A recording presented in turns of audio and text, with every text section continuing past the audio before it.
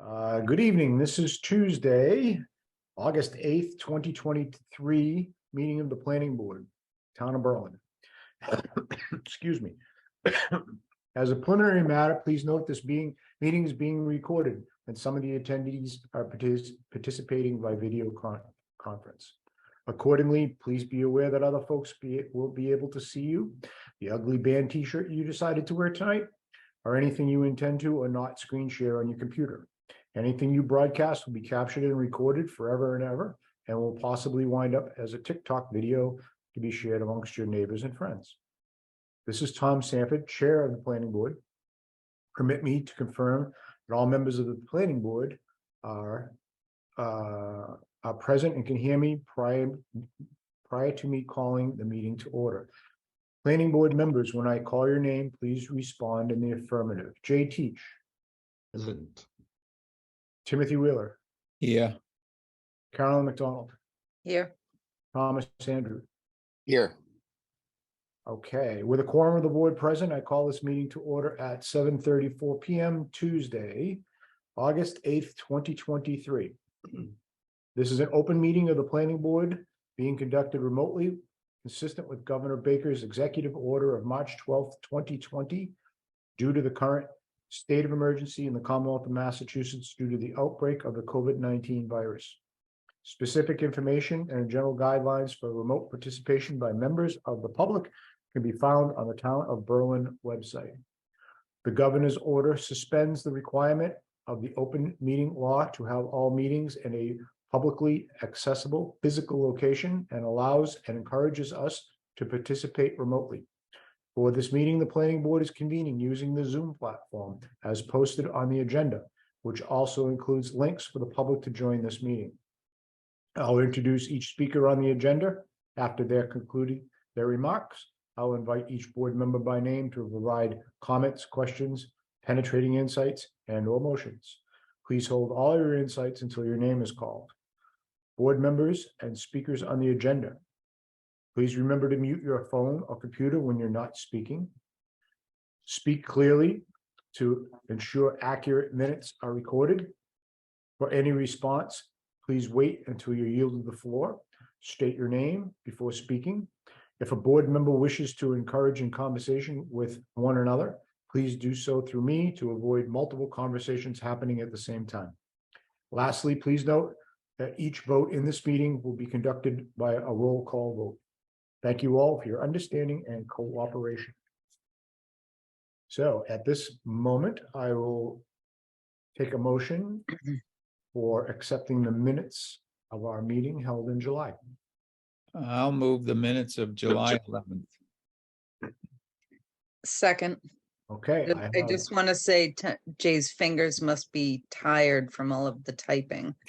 That was a cool one.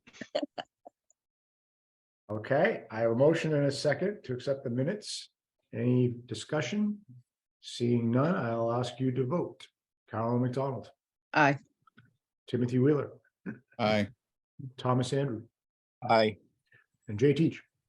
Aye. Tom Sanford, aye. Motion carries unanimously. Thank you. Do we have any administrative matters at this point? I just got a request for 5 sets of meeting minutes. I wonder if that's 5 copies of the email. Well, anyways. But it goes back to November 13th of 18 to March of 19, and my records start in May of 2019. So I think that's you, Tom. Ron was chairman. I think you were clerk, although I'm not sure. Probably. Did you get a copy of that request? It was just I think I get CC'd on it. Yeah. Okay. So Are the you- minutes Doesn't the town uploaded? clerk have those? What's that? No. Doesn't the town clerk have those? No, they're in your notebook, right? You got a Right, copy. they're in my notebook. Okay. So we need November, and you started when? March? The ones that I have posted start on May 28th. May. I started scanning your minutes. In fact, if you send them to me, I'll scan them and we can post them. Then anybody that wants to can download them. Might be easier. Okay. Or, if you want to drop them off or I can pick them up or something. And then I also got a message today from Eloise, forwarding a message from Samantha Kitching, something about Solomon Pond Mall, that said, please see attachment. There was no attachment, so I'm not sure what that is.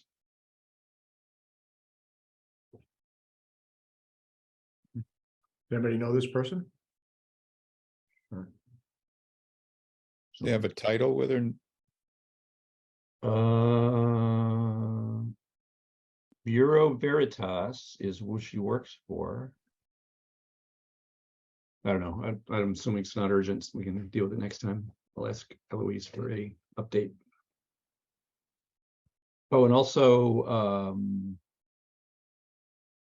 any Wheeler's coming, but the sign review, which is at 8 o'clock, they're not ready. So we can insert. What is that? What is that? Bass Pro Shops is bought out. Oh, sign review. I was, yeah. They were just kind of checking. They were trying to figure out how to do it. They weren't ready yet. But we can talk about the car wash, or we can get the rail trail report. The rail trail report will be short.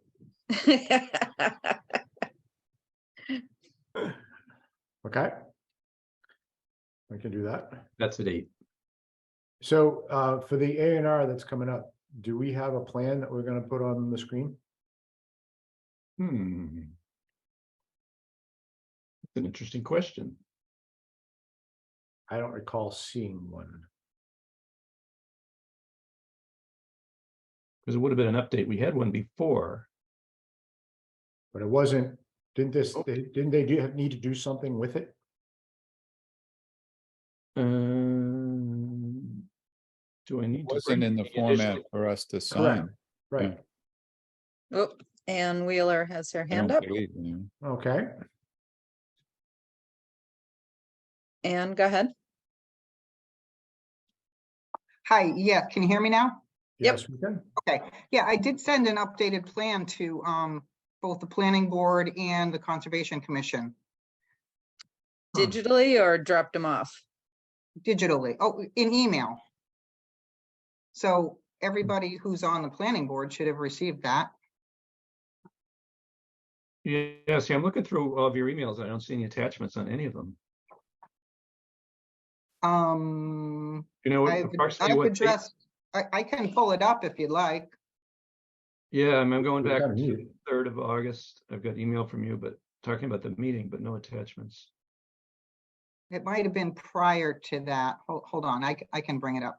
Oh, yeah. Alright, Oh, I there's one that's got an attachment. Oh, Oh. okay. Says sketch plan.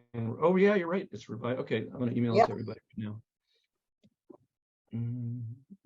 Well, you can share your screen, Jay, and we Yeah, can share your screen. work from Okay, there. I can do that too.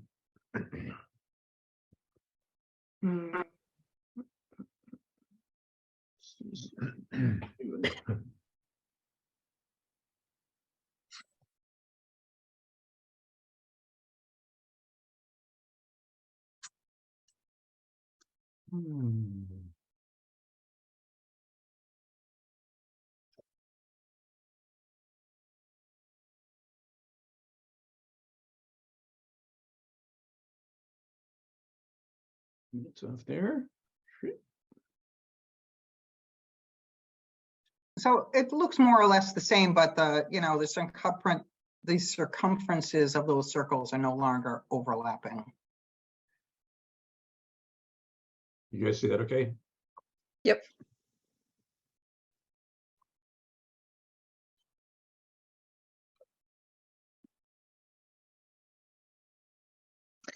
And those are the wells, correct? And then the septics are in the front? Yes. Yeah, the squares here are septics, right? Right. Those are across the street. Those are just Across the street, okay. included Oh, yeah, yeah, for, Okay. To be confirmed.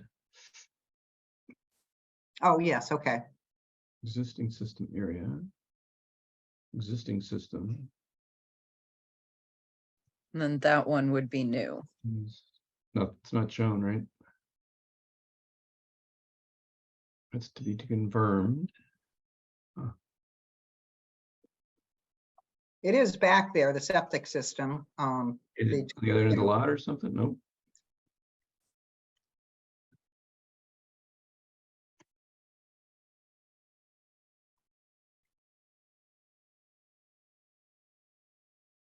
What's P and R? Those two boxes. I'm not sure.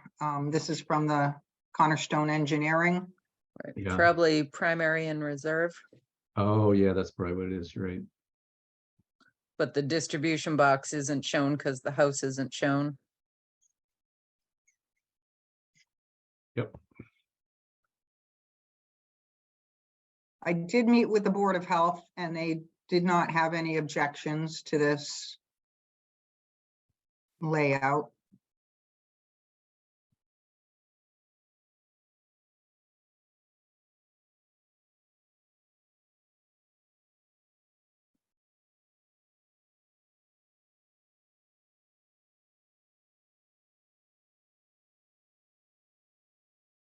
And it looks to me like it is A and R, and these additions indicate that in fact, what needs to be done on these lots can be done on these lots.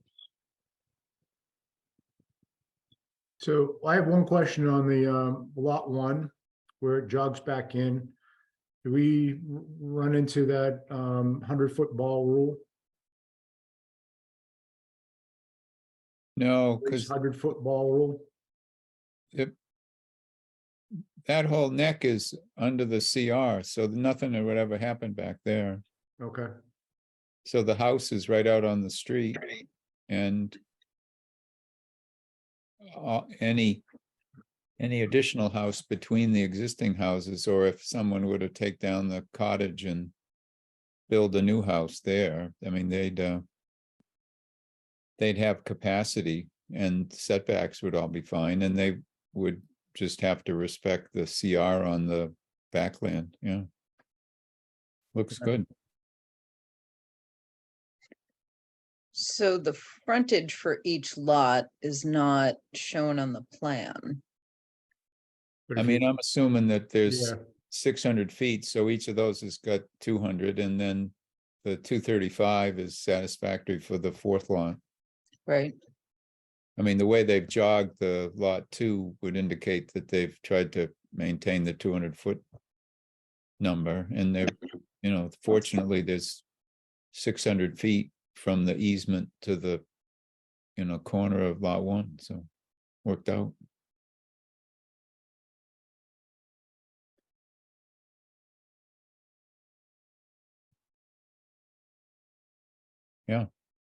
Are we at a point in considering this when we could entertain a motion?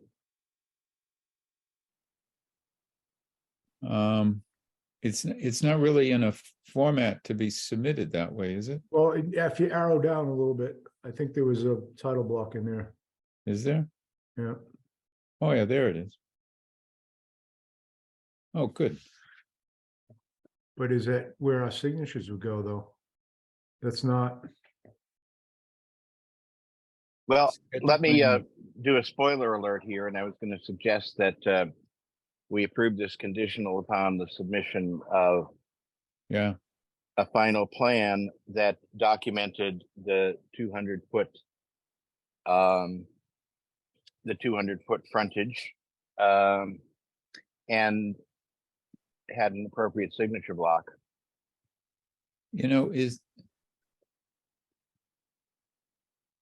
yeah, because do we have title, book page and all that stuff? I can't see the whole thing now, so doesn't look like it. it seems like, yeah, like Thomas says, it just needs to be put into the proper format with all that extra information, and then we could, And I You know, think, we you know, can we vote could do to- it in two ways. We could, I don't know what the timing of the applicant is, but we could simply say, we like this, just make these changes to the plan and then put it back on the agenda for an A&R approval with that change. Or if we need to do something before September, we could, vote with those conditions. That was my thought.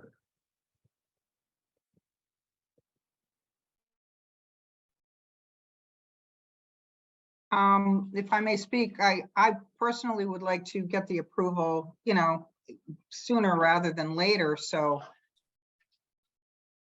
if I can come back to you with a plan that includes both the signature block and better documentation for the 200-foot frontage for each lot, I can do that. Okay, And the book and page Book and page of, reference for the for the lots. If the registry of deeds, it's all just information. one, it's all just one parcel now, I think, for 299 South Street. These don't have separate. Yeah, but they existed a book and a page or a plot at the Worcester County Registry of Deeds, and that's how the property is known by. So that's how we have to vote on creating these lots. They reference Okay. back to who's Right. doing your plans? They should a. know this. Cornerstone should know this. Yeah, Yeah. Okay, so that needs to be, yeah, just to tell them the usual signature block with book and page references.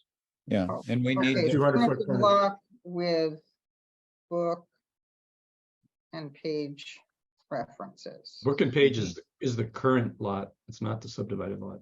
yeah, this Right. is, this is titled the sketch plan or of septic and well location. So it wouldn't be anything the planning board would ever sign that would go to the registry. Right. It needs to be recorded. So Cornerstone will know what they need to prepare for you, so you can eventually record it with the registry of deeds. So we just need all that standard information on it. So I And think, and we need a check, and we need a Form A. so And I they think, know all about that stuff. yeah, so I think what I'm hearing is we've given you the input that you need in terms of how to move this from a sketch to a signable A&R. And if you get this to us so we can get it on the agenda for September, we've identified the things that needed to be addressed. Okay, I think I've got all that. And this needs to be sent with you. You mentioned a check. How much is that for? And I assume it's to the town of Berlin? Right, and you're creating 4 lots. So it's 75 plus 50 for the 3, so it's 2 1/4. Is that right, guys? 50, 150, 2 1/4. Yep.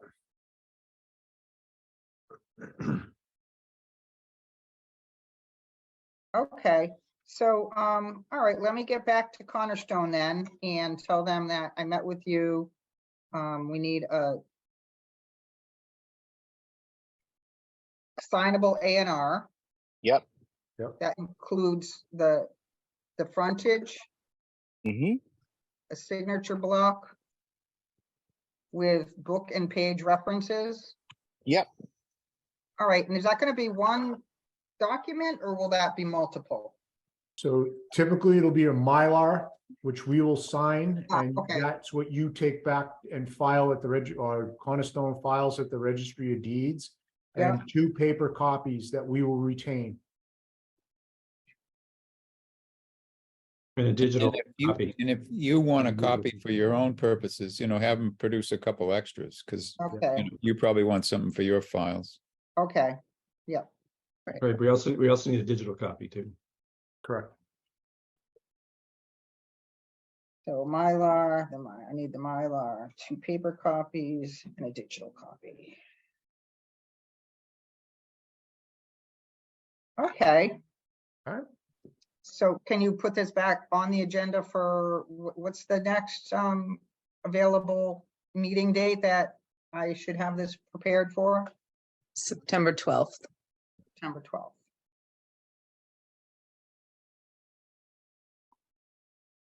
Okay, Thank you. and once that is all presented to you and it's acceptable, that's when you approve? We would have a vote at the next meeting, and then we would go in and sign the Mylar over the next few days. Yep. Okay. All righty, let me get to work on this. All righty. Alrighty. Good. Thank you for checking with us. Thank you. All right. All right. Have a good night. All right, see you next time. Take See you care. next time. Good Same night. bat time, same bat channel. Yes. Okay, thank you. All right. Thanks.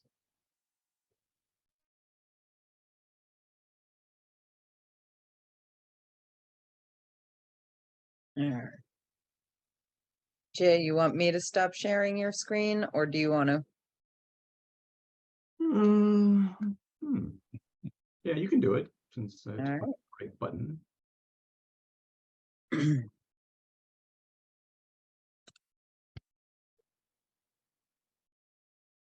So you want to slot in the discussion about rail trails and car washes?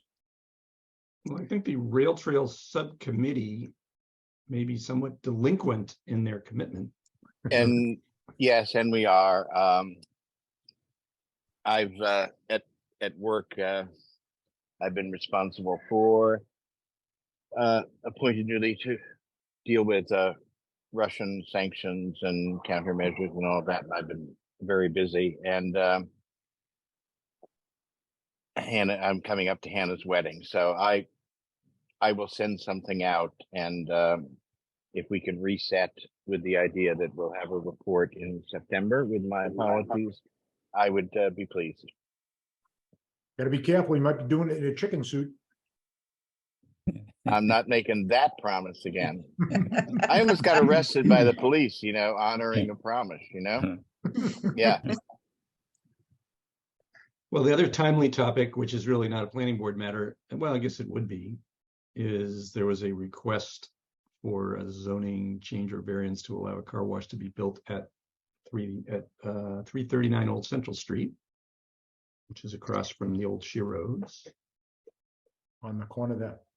Right, Yeah. so is it from the same people that, it must be the people that own the gas station because they No. bought that lot? Ah. No, I'm not going to tell you who the proponent is because it may influence your opinion. What Eh, is that lot? Sorry, is that? I thought that was all owned in common. I'm sorry. So No. didn't I. We had suggested that they move forward with Exactly. joining all Right. three lots and then building the bigger Cumberland, but we haven't heard from the Cumberland folks. Oh, for okay. a Yeah. long time. Right, I was thought- gonna actually contact them and see what happened, but they seem to have given up on it, unfortunately, because they put new pumps in. So I think that's a dead. Hmm. I mean, that's too bad. That would have been, Yeah, that would have been great. Yeah. And the other thing, just by the way, while we're on the topic, it was raining this morning. It was this morning. What? It was yesterday Yeah. morning, whatever. Do you think that's news to us, Jay? When I went to Dunkin's, and I'm kind of aware, trying to be aware of how their business is going, and it was going great, and then they opened another one up in Bolton, which cut their business in half. And so it's not as strong now, but when it rains, it just goes dead. And they were saying, yeah, it's too bad we don't have a drive-through because it's really hurting our business. So their business, they said their business got cut in half by the Dunkin' Donuts in Bolton. Bolton? Because a lot of people were getting off 495, and then this is very convenient because it's so close. But you get off 495 and Bolton, and I find that figure. well, I mean, this is just one of the guys that works there. So Okay, good. Thank you. not a. Mhm. Let's not put no- that no on the statistical record data then. there. Where's the D&D in Bolton? I think it's on 117. Where? Where the gas station is, maybe. I'm not sure. I've never been there. Oh no, wait, yeah, you go out, you get off on 117, and it's a left at, maybe it's 111. No, it's 117. I don't know. Can't be. Where? Because there's Country Cupboard, and that doesn't have a drive-through. Yeah, And then there's a gas station next door, but that doesn't have any coffee. There's the whatever, Bolton Bean, I think, which is. yeah, maybe it's um, 111. It's gotta be way down, That's Harvard. almost. Yeah. They cut their business in half. Yeah. I mean, that's- So, He was just guessing. They don't, yeah. Well, I mean, they don't have, yeah. they don't have that kind of data. I think there might be a little bit of exaggeration so that there can be a drive through No, this is conversation. the first, these are two unrelated inputs. Right. No, I understand. The one about the business declining because of whatever happened somewhere in Bolton was 6 months or a year ago, and just noting the difference between a rainy day and a not rainy day was yesterday. Mm.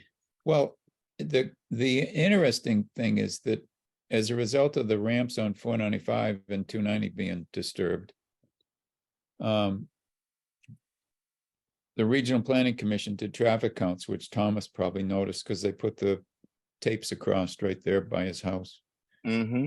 So 3 weeks ago on the Friday, there were 8,000 cars on Pleasant Street. Oh, When normally we were running somewhere between around 45 traditionally. And so Duncan, because South Street is also picking up traffic, and I think what I'm going to do is ask him to put some tapes down on South Street below the junction of Pleasant and South. So we see what the number is there, and then also do a count across Reese Flat to see what the number is there. But I suspect that the traffic volume in front of Duncan is significantly greater than they've ever seen. Mm. So Yep. Yeah, it's on the weekends, it's crazy. A lot of cars there, but there's not always a lot of people there. Depends on the time of day. one of Right. those remote, the remote driving vehicles or something, or whatever they call them, self-driving. Yeah. People parking there is carpooling. I don't know what's going on. The Dunkin' Donuts is at Yeah. 117. I'm looking at it right here. It's Right, next- yeah, me too. Yeah. Yeah, I programmed my self-driving vehicle to do 1,200 trips over those strips on Pleasant Street while they were up. That There you go. yeah. this makes one big loop. Yeah. Salt Street, Pleasant Street, Salt Street, Pleasant Street. Anyway, I have to say the idea of a car wash strikes me as one of the most wasteful, useless, duplicative, and less imaginative uses for that. As I think I've said when we've discussed that property before, to use that extra land as a combination of electric vehicle charging and something for people to do Right. while they're including notably going to Dunkin' Donuts is the way to go. And so I personally would not be in favor of bending anything to provide for that kind of idea. Well, we don't have zoning that allows an electric vehicle charging station either. I know, but we can, I'd rather address that than approve a car wash there. 100% agree. So our bylaws On what basis though? On the basis of revenue to the town, or what basis? On the basis that we're on, well, so first of all, on wells, and it's a huge waste of water. No, it's the water's all recycled. These are No, I understand that. and it would be Hudson water anyways, because I'm sure they're not going to put a well. in. No, I No, wouldn't it's- count. Yeah, I No. wouldn't count on that. No, Nope. yeah, I mean, the basis of this is they're asking the planning board to weigh in on something that requires activity by the town, and we have planning concerns. And so if we're going to expand that effort, we just don't do it for anybody who asks us for any damn thing.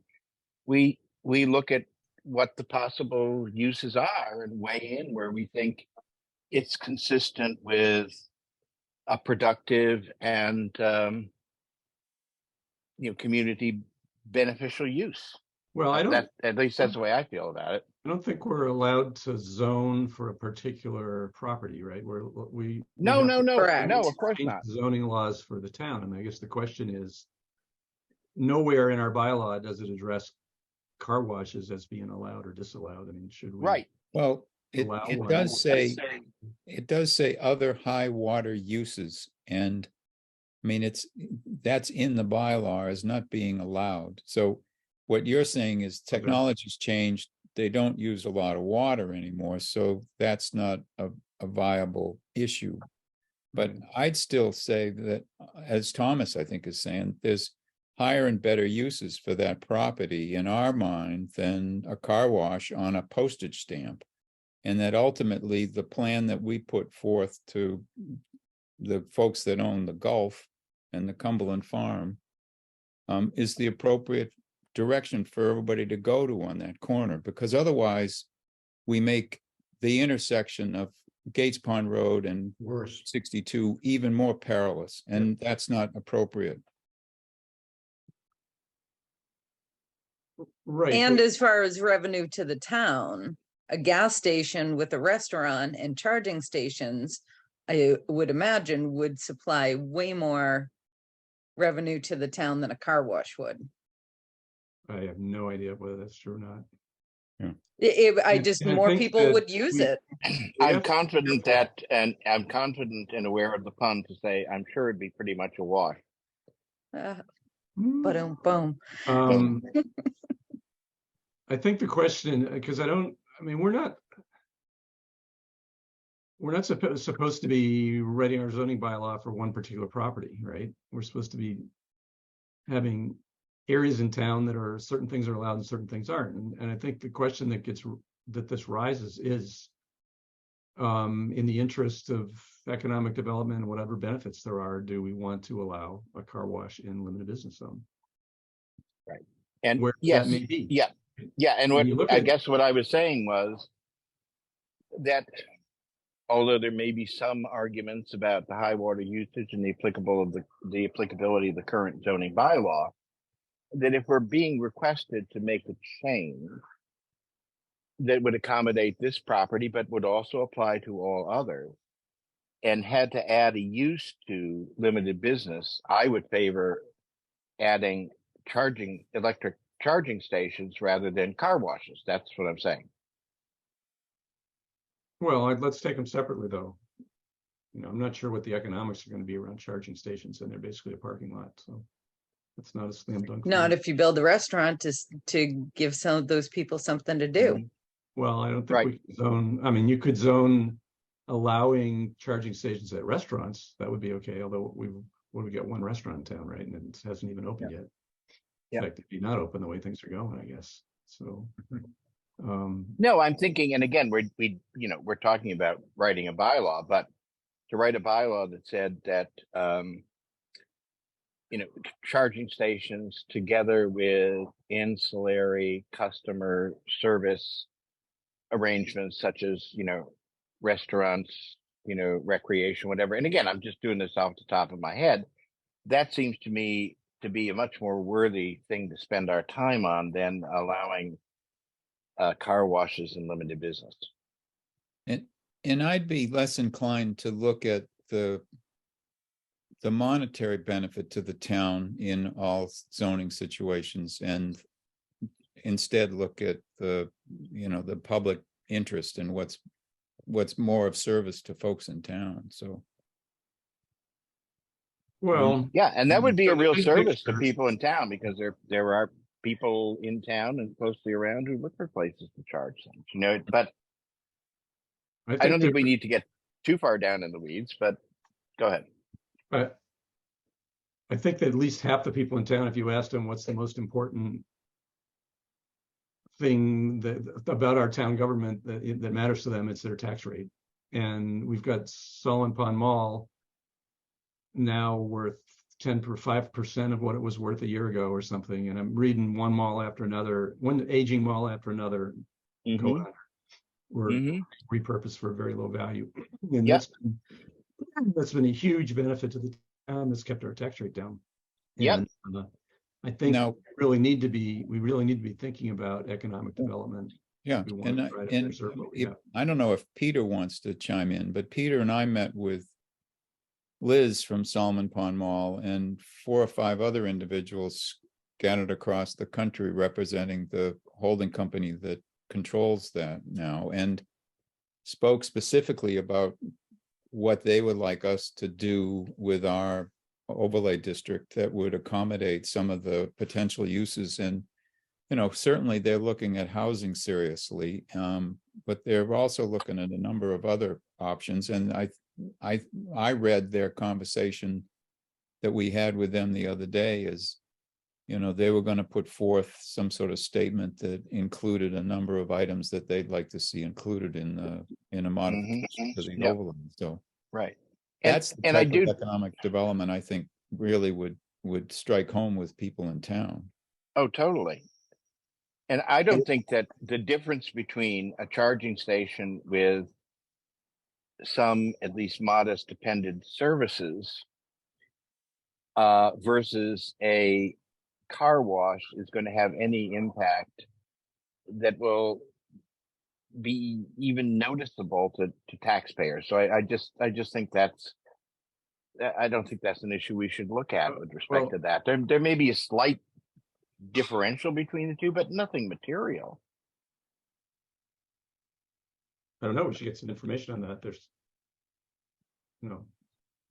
not a ton of information on charging stations because I think that it's almost impossible to predict where that's going. If it turns out, I think what's going to happen is the government and very large corporations are going to drive where that goes. Mhm. Right. And, in the past, things like that, you think about video stores, cable TV, that all got started with mom and pops, and then large companies came in and bought them all up. Mm-hmm. But on the other hand, the internet get going based on just tons of private equity. So how something that big, it's just so hard to predict where it's going to go and what the economics are going to be like for any individual making an investment in one of those things. You may find I hear you. Spaces, the next thing you know, there's one for 1,000 spaces right down the street for free. So that you can't judge. The thing about car washes, you could find out because you can probably get information, maybe from the town of Hudson, about what the two car washes they have produce for income for them. I don't know whether it's bad or I think that's fine, but you're never going to sell me on that vote. I agree with Thomas's earlier comment that there are better, higher uses for that property. I don't see what a car wash. I don't see why you're so hot on the car wash. No, I'm hot on having. Is it you that's proposing this car wash? No. That's why you won't tell me who it is? No, it absolutely is not. And I was just responding to reading Richard Hanks's letter back to the proponents saying that we didn't allow because of our zoning bylaw. Mm-hmm. But we've got a bunch of properties where we're kind of digging our heels in and they're sitting empty for decades, right? We've got, if you look around, that property's, how many people have come forward to us trying to find some possible way of getting value out of that property, and the uses that we would like, nobody wants. And same with Riverbridge, we're really stuck down there in neutral, and that we're waiting for a restaurant to come that doesn't seem to be something anybody wants, that an owner wants, right? Because it just can't get over with that. The liquor license approval is imminent, and as a result, the new tenant will pick up on that. Sennies will own it, but transfer it, I guess, and or hold it in their stead. But then someone else is going to move into the cafe, and they're seriously interested in buying the lot next to the daycare, between Bassett and the daycare, to build something down, in the foreseeable future. So that, I think we're going to see a plan from Sennies, a tentative proposal. I think they're going to get in touch with Thomas to talk about getting on our agenda for September. Oh, that's good. I didn't realize the liquor license was holding that up. Yeah, stuff's happening there.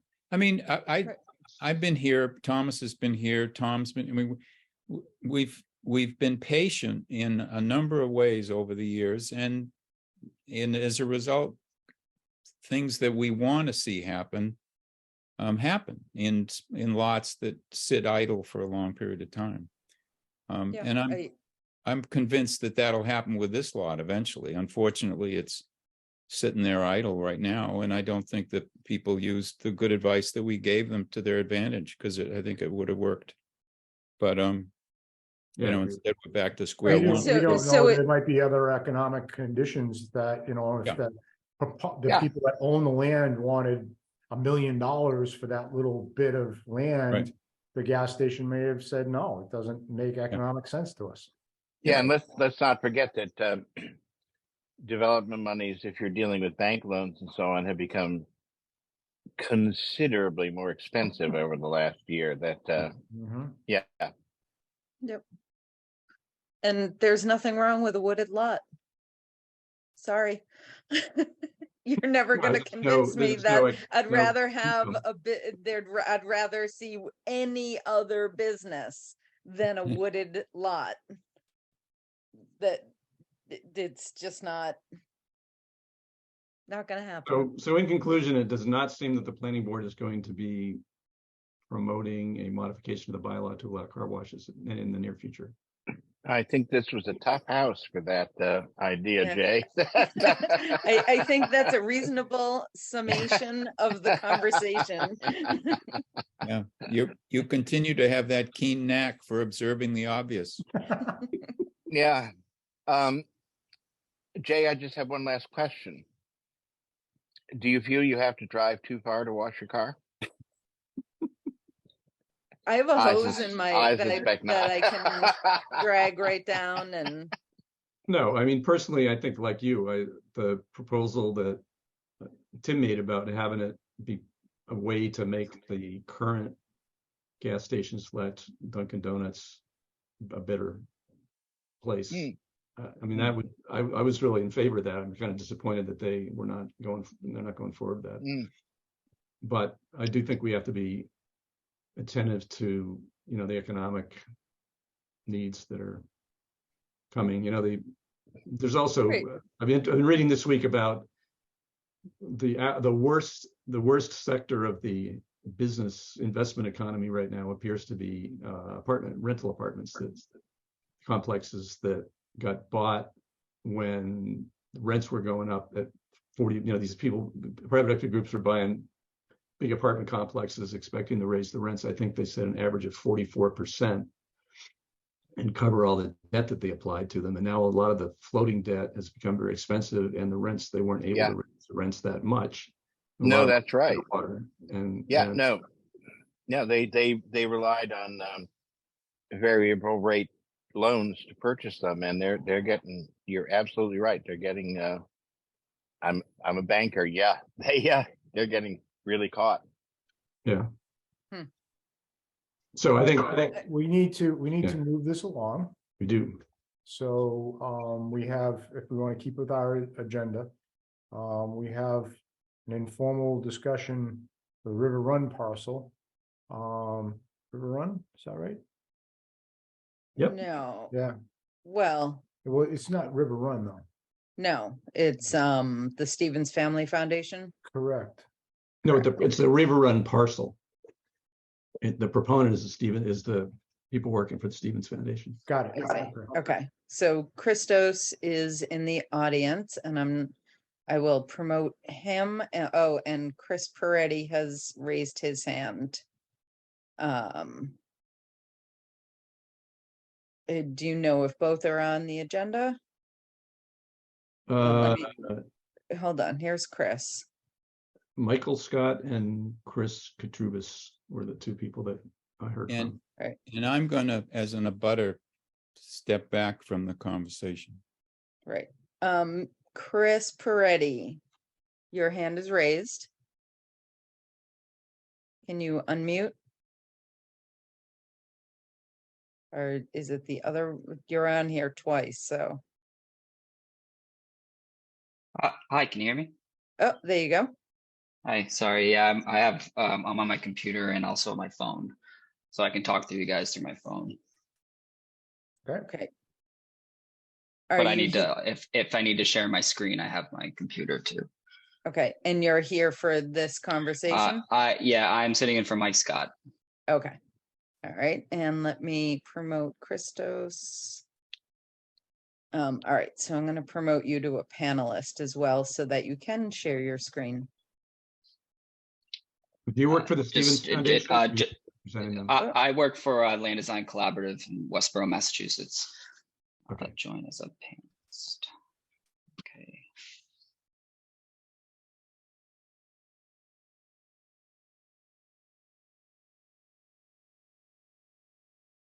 Hi, good evening, everyone. Hello, how are you? Hi, I'm good. How are you? Long time no see, Carolyn. I know, right? And yeah, so Chris is filling in for Mike. He's on. I heard him, which is great. So does everyone here is everyone familiar with the property that the Stevens Family Foundation purchased, the old Spooky World? If I can save your time, not waste it, I will. Yep. Okay, excellent. Thanks. Thank you for that. So where we're at right now, and what I'm hoping that I could get some guidance from you folks is that there's one old barn that was on the property that they removed not too long ago. And they're looking to put a new building in place of that old barn. Now, the issue is that the proposed new building is going to be bigger than the existing building, and they would need to purchase other land in order to satisfy that FAR requirement. So there's this parcel next door, right? That's owned.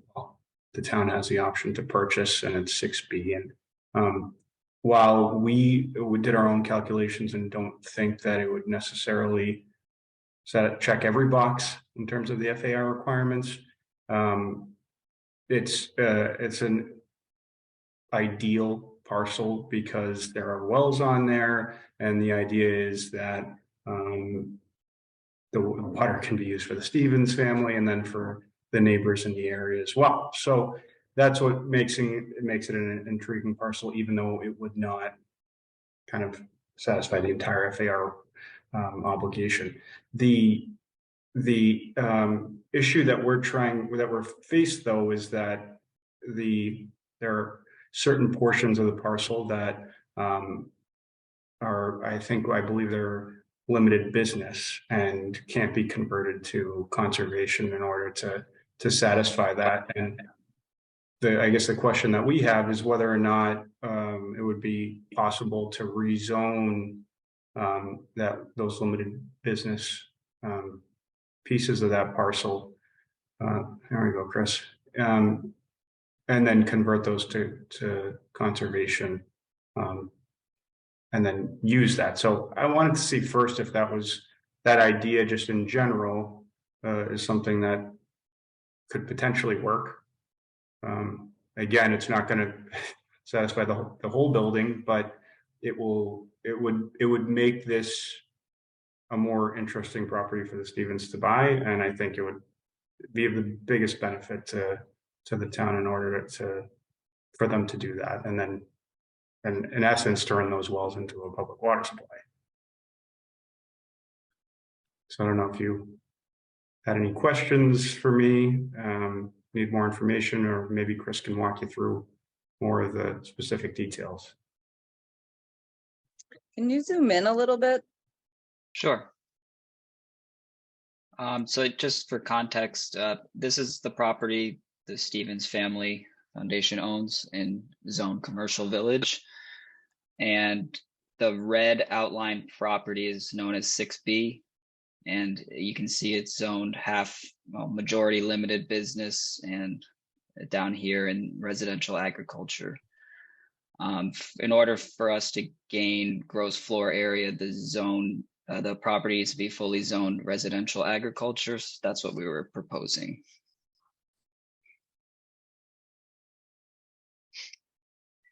There's also other various limiting factors. Slopes over 15% can count towards our gross floor area that's shown in red. Wetlands also cannot, kind of in this area here, up in here. And this dashed red line represents a conservation restriction line that was previously done for this property, which is also not counted in our calculation. So it's pretty much the land we're looking at is in this area through here, south of that line, or southeast. So if you were successful to have that rezoned to ag land, agricultural residential, and then propose to protect it, does that give you the amount of ratio that you need? Not entirely, no. Okay. So it would be, it would be helpful, certainly. But it's not the end of the road by any means. Can you tell us what it addresses and what else you'd have to do very quickly? Well, I guess it also addresses the water issue too. So Right, of course. Yep. So that's important. But I it's really suspect just the those primary two driver. items. Yeah. Go ahead. Yeah, it seems to be those are the two only factors that make the Stevens family interested in it. So, sorry. So what other factors does it address, and how does it improve your situation? The water, I totally understand. Right, and then the other would be to assist in building that new building and satisfying at least part of the gross floor area. And Anyway, What's the proposed building, the size of the proposed building? well, Assuming that you get what you want, what's the size Right. you want to build? around 8,000 to 10,000 square feet. So 10,000? right now, the existing building was about 4,000 square feet.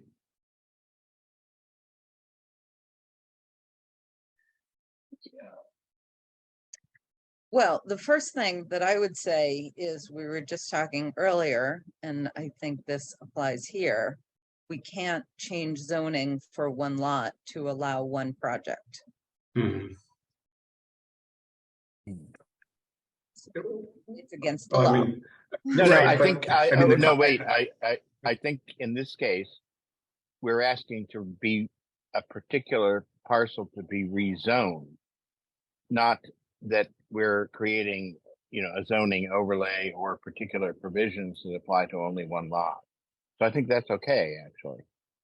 I'm not sure. There was a parcel down the road from here that someone came in and wanted us to change to residential agricultural for somebody to be able to build a house and a farm. Am I incorrect in remembering that? That's right, yeah.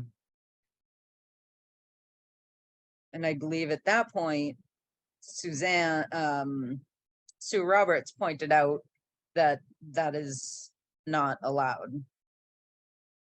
I thought you could propose taking that to town meeting and having it rezoned.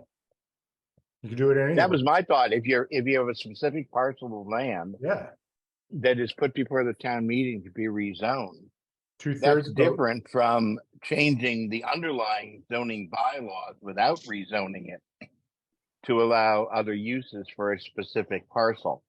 That's my understanding of it, but we should. Well, check that was not the scenario that was being asked of us in the prior conversation. Correct.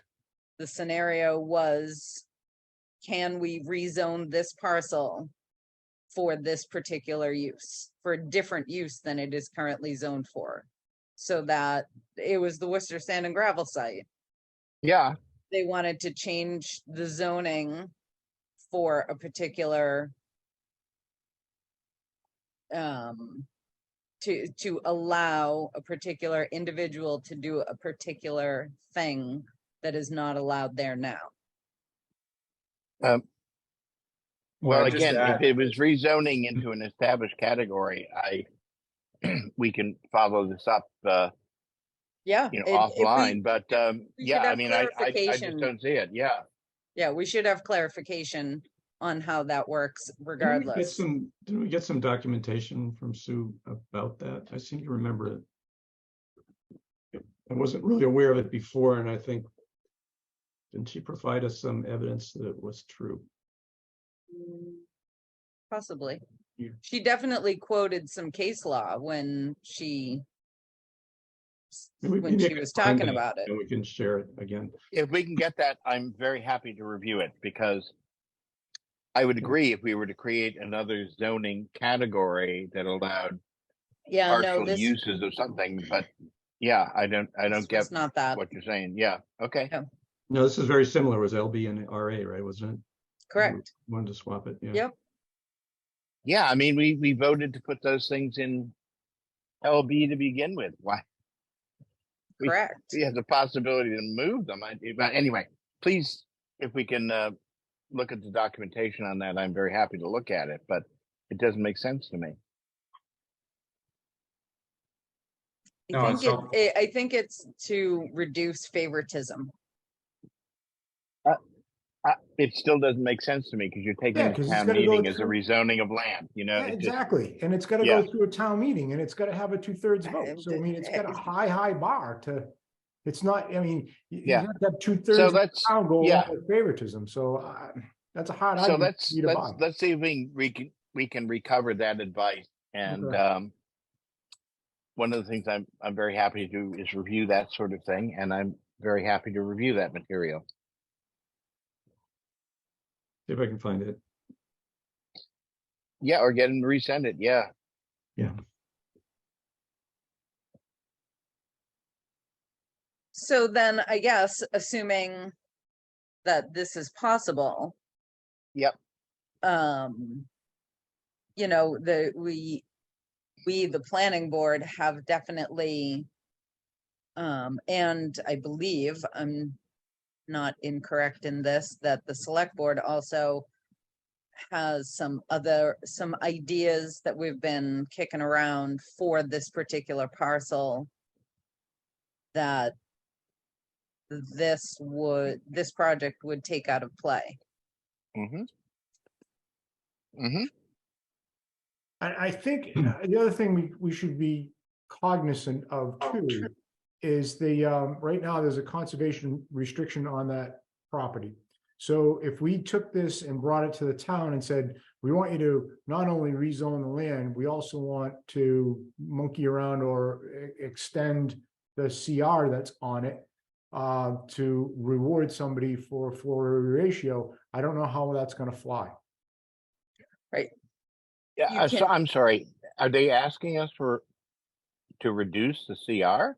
No, because Oh, if they take this, if they're going to do the floor area ratio swap, they got to protect the whole piece. Gotcha. But the Right. part that's under CR is already protected. Correct.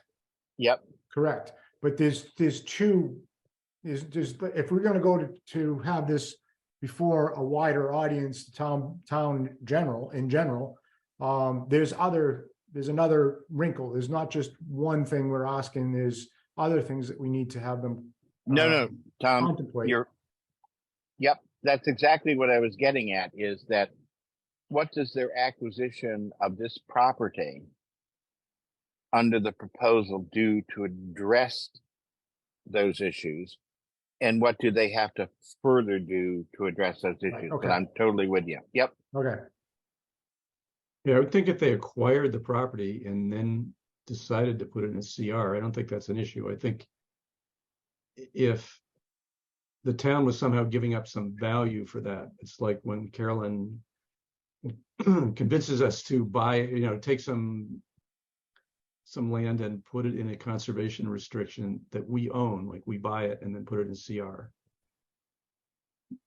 That's very different. That requires a lot of support from the town, as opposed to somebody buying a property and then deciding to put a piece of it in a CR. You gotta remember that what the FAR legislature was written for is basically you're buying up the development rights. So what you're trying to do is protect pieces of property that could otherwise be developed for some other reason, some other use. In this particular case, 2/3 of this property, or probably close to half of it, is already protected in the CR. So we're not gaining a benefit from this. So you need to protect pieces of property that don't have any protection on it to begin with.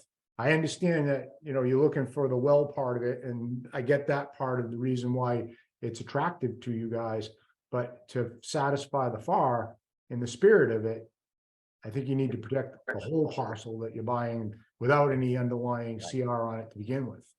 And that's why I'm asking is, what is the impact? What are they going to put under CR as a result of this, and what they have to do further to meet the applicable bylaws and so on? to basically have an, A&R situation. Do you follow me? Well, less than half the about half the property right now is in the CR, so they're talking about doubling it, right? Approximately. Oh, actually, So yeah. where's Boundless Adventures? I believe it's in They- this area. That this is the parking lot for Boundless Adventures in this area here. And then you can't see where I'm pointing. The Hmm. part that you have outlined that shows that wetlands. Boundless This? Adventure, no, further there. I believe if the parking lot is where you say, then Boundless Adventures is their climbing apparatus goes over that wetland. I don't, where did this map come from? Because this isn't what I recall the way the lots are divided looking like. You're asking where the wetland delineation came from? No, I'm asking where the lot lines came from. This is a map taken from the town of Berlin's GIS. I'm assuming that is correct, but this is not how I recall this lot looking. So it again, at the moment that does really, that's irrelevant. Well, I agree, but there's a lot of grade change in that red area there, and Boundless Adventures is relatively flat, so it must be all within the lower part of 6A. Yes.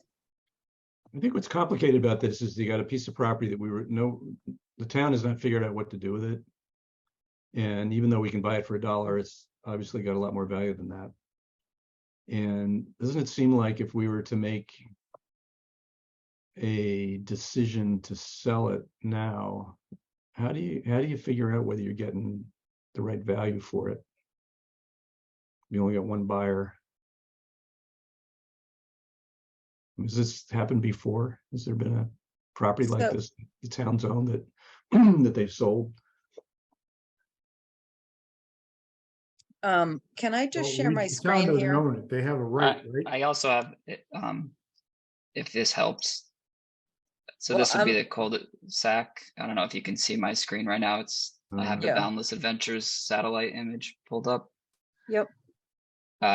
This would be the cul-de-sac and then the flat part. And I think this is the little sliver of land that runs up the right side, this Yep. area. That skinny part, yeah, because it's Right. very, So, but the CR, I'm looking at the Mass GIS right now. The CR is not the bottom half of your dotted line. It's the top half of your dotted line. Correct. So I'm not sure. I mean, most of the lot that you want to buy is already protected. Yes, yeah, it is.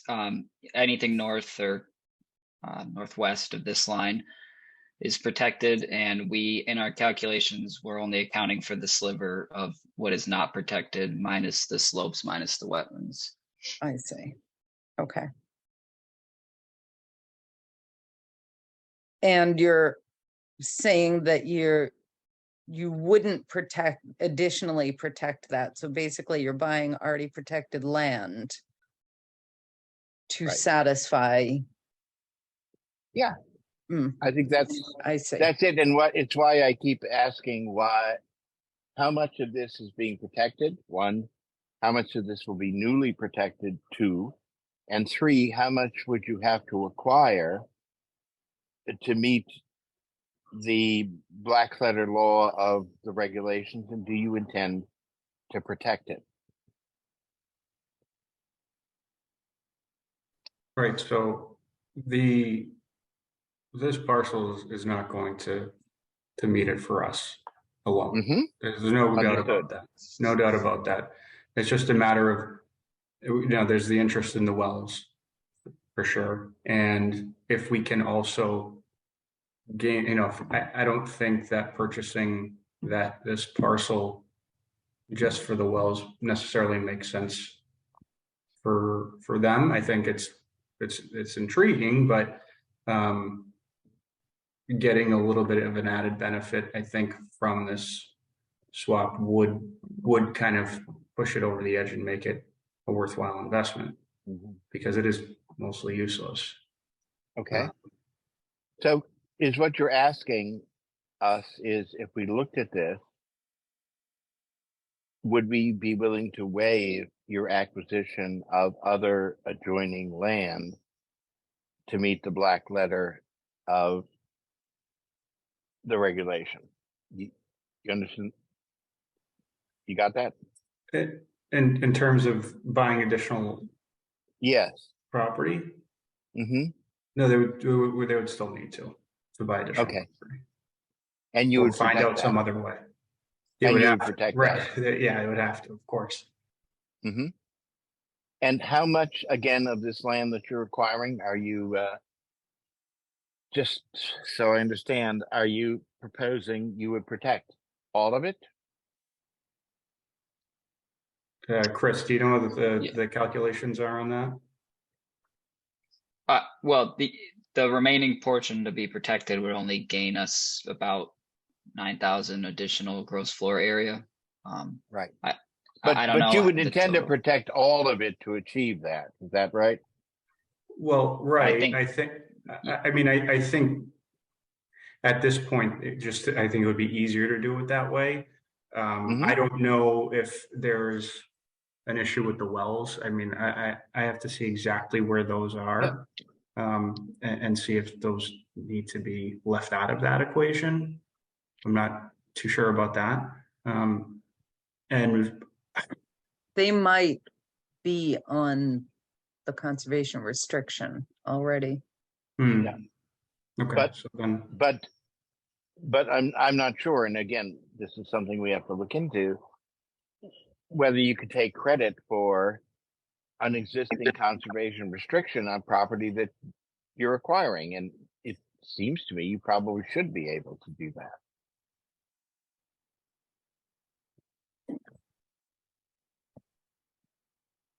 I mean, if that's the case, yeah, I think that would benefit us for sure.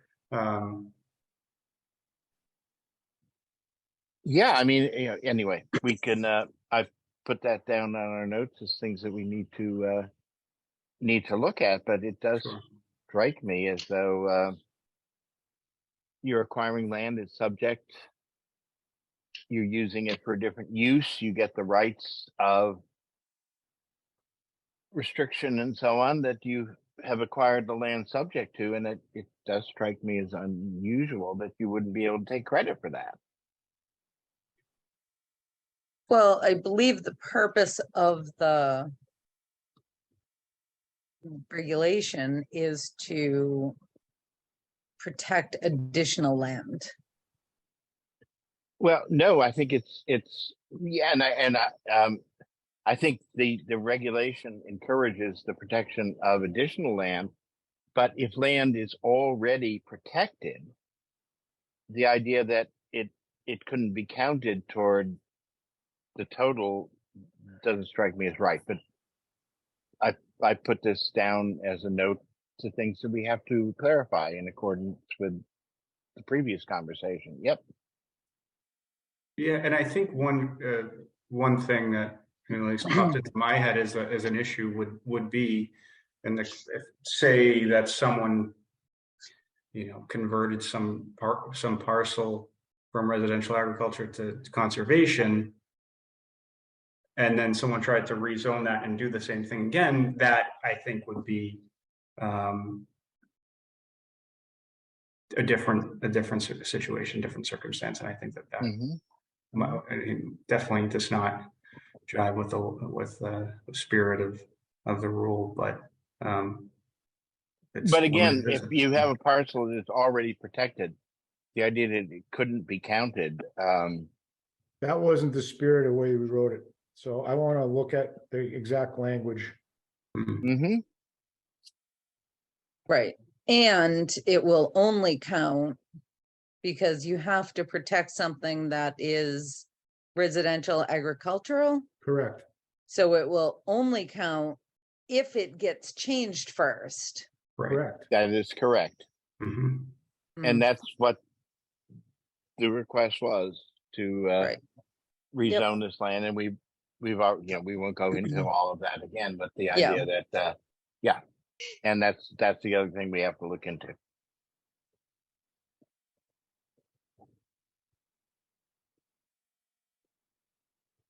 And then what is the intended use of the property?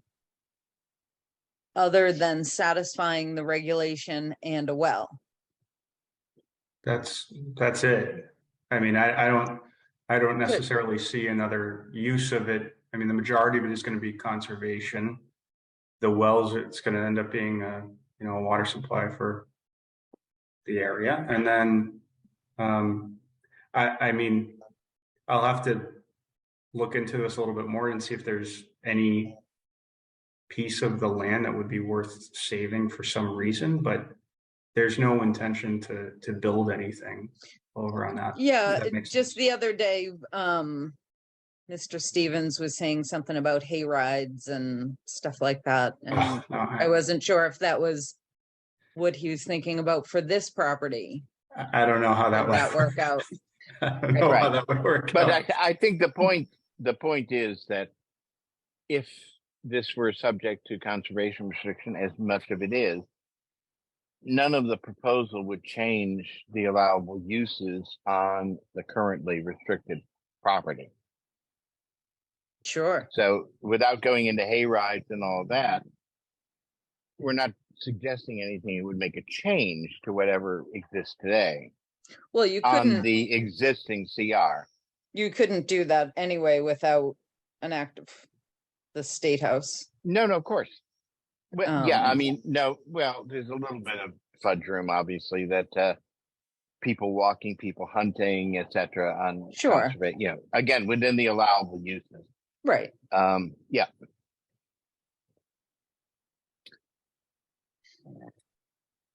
Would something along the lines of, I don't know, subsurface, septic system for the abutting property, would that be not allowed in the conservation once, if this got rezoned and then put into a conservation restriction? Would something like that not be allowed within the conservation restriction?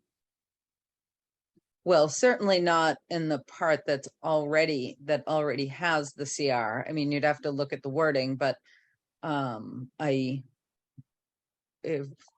have read the CR on that property before, and I can't imagine that it actually allows septic.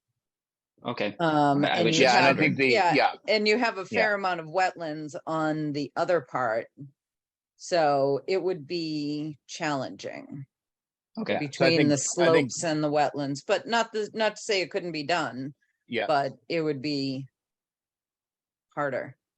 So I think what we're saying is you need to look at the existing CR, which you have access to determine whether that was available.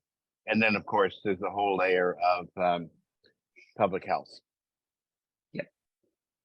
Right.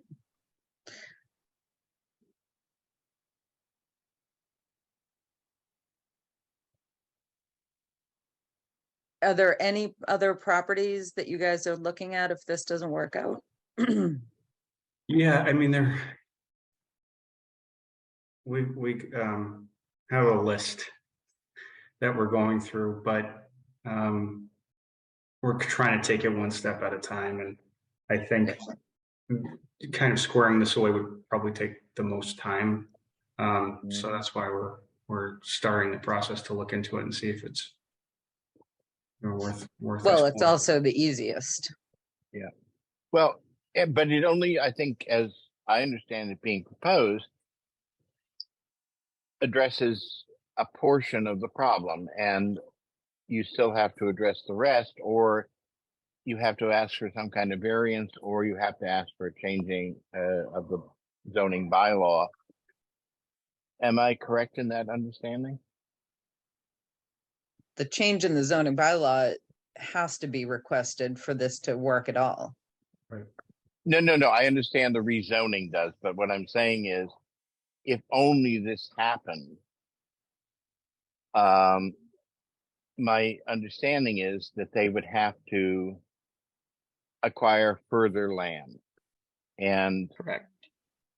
whether their intention was to proceed with acquiring further land or asking us for some kind of variance or rezoning that would allow them to only do this.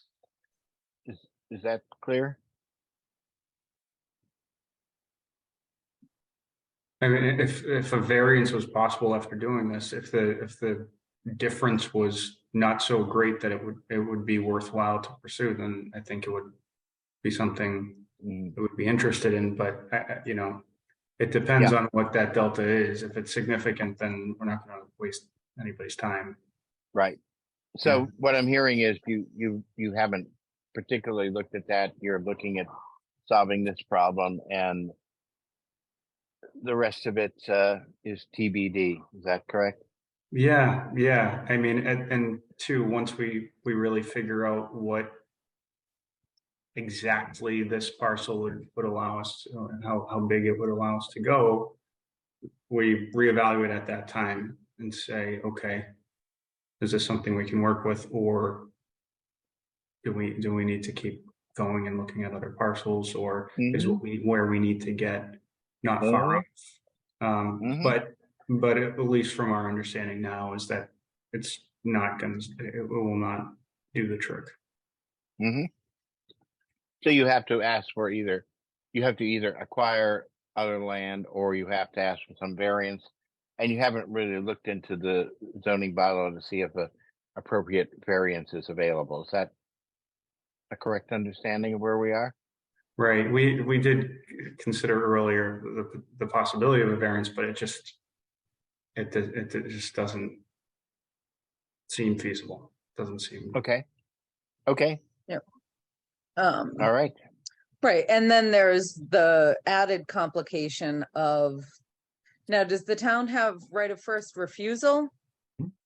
Or Yep. do we just? We do. Right. We do. I wrote that agreement. I remember. Yeah, thank you, Thomas. Right.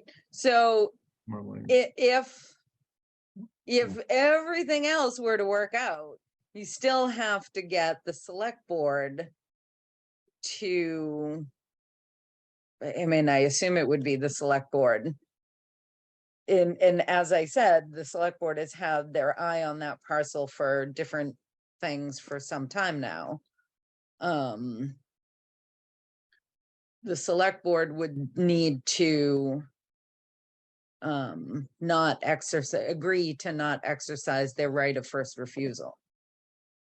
They would. That is correct. well. So the way I was thinking about it, or how we were thinking about it, was that the town would elect the option to purchase the land, and then we would buy it from the town. Yep, I hear you. And therefore, incumbent in that is the idea that we've I hope not for the waived the same, first right same of amount. $1? I don't think that's legal. Yeah. No, that seems to make sense. And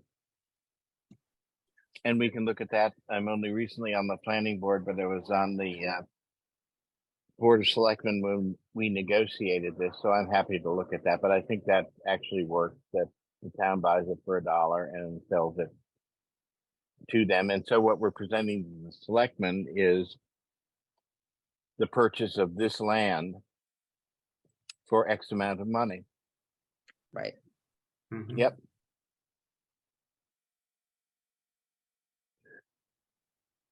Okay, so it looks like both the proponent and the board have some work to look into some things. So, we're up against an agenda problem, so I think I'm gonna, if there's more to be said about this and what have you, I think our best bet is to reconvene at another planning board meeting. We have a meeting in September. That'll give both sides some time to do some digging into things. And that way we have other people that are on the agenda that we're not cheating them out of any time. No, that's fine. And Tom, if you would like to have people contact me, I'm happy to do that and report to the board as to the contact on this. Okay, that might streamline some things for the Stevens folks. Mhm. Thank you. Okay, All right. Okay, thank you. Thank you all for the time again and squeezing us in last minute. Really appreciate it. no problem. Thank you. Take care. Like, Good night. See you next week. Next month, please. No, I get to see Oh, them you next get to week. see- Oh, sorry. Yeah, sorry. I was doing. Turn planning that board. hat I'm like, around. let's Yeah, exactly. let's not rush the end of the summer, please. Yeah. All right. Bye-bye. Thank you all. like, Bye-bye. Okay, on the, next up on the agenda is, Angelo. Is he in the audience? Yes. Okay.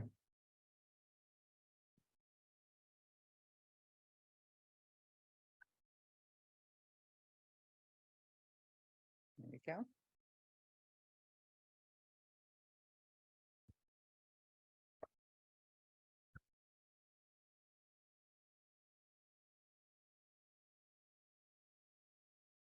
Hello? Hello, Angelo. How are you? Good, how are you? Good, thank you. Sorry that we kept you waiting. That's fine. Thank you for being patient. Of course. Thanks for having me. You're welcome. So what would you like to talk about? Thanks for facilitating this, Tom. First of all, we're definitely first of all, I'm Angelo Antidormi. I'm the Director of Acquisitions from the Procopio Companies. We're a third generation developer, multifamily and for sale product, mainly multifamily product. And looking to speak with you tonight to kind of gain the town's interest in multifamily development, and especially the build to rent segment that we are very passionate about and think Berlin could be a good place for us to build a build to rent product. Berlin. Not Groveland.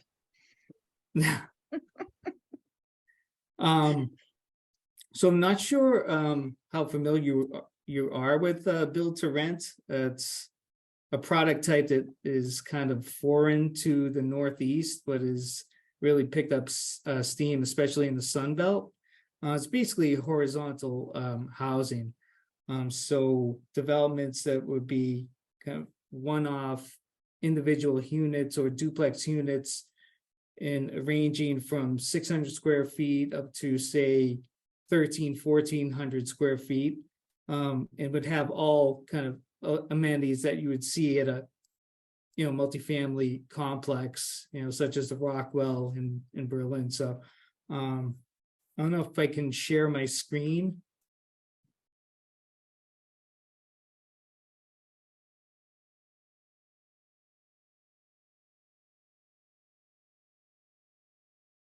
Okay, so this is kind of inspirational renderings of what a build to rent community would look like, with kind of freestanding smaller homes. These will all be for rent.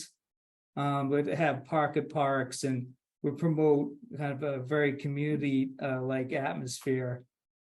So it's very attractive for renters who like to have a little bit of a personal outdoor space that each of these homes would have, but also have that sense of community. Very marketable to younger people as well as downsizers that are accustomed to having their own place and don't want to live in a multifamily apartment building after owning a home for 30 plus years.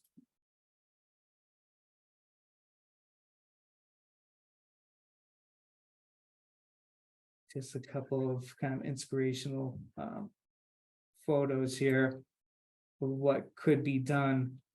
And, we like obviously Berlin's location on 495 and 290, close to very demand drivers of really good paying jobs that are easy drive. And also Berlin seems to have kind of the open space that we would be looking for development like this. So as you can see, here's an example of 600, these are 600 square foot unit, 1-bedroom apartments that have their own kind of personal outdoor space here.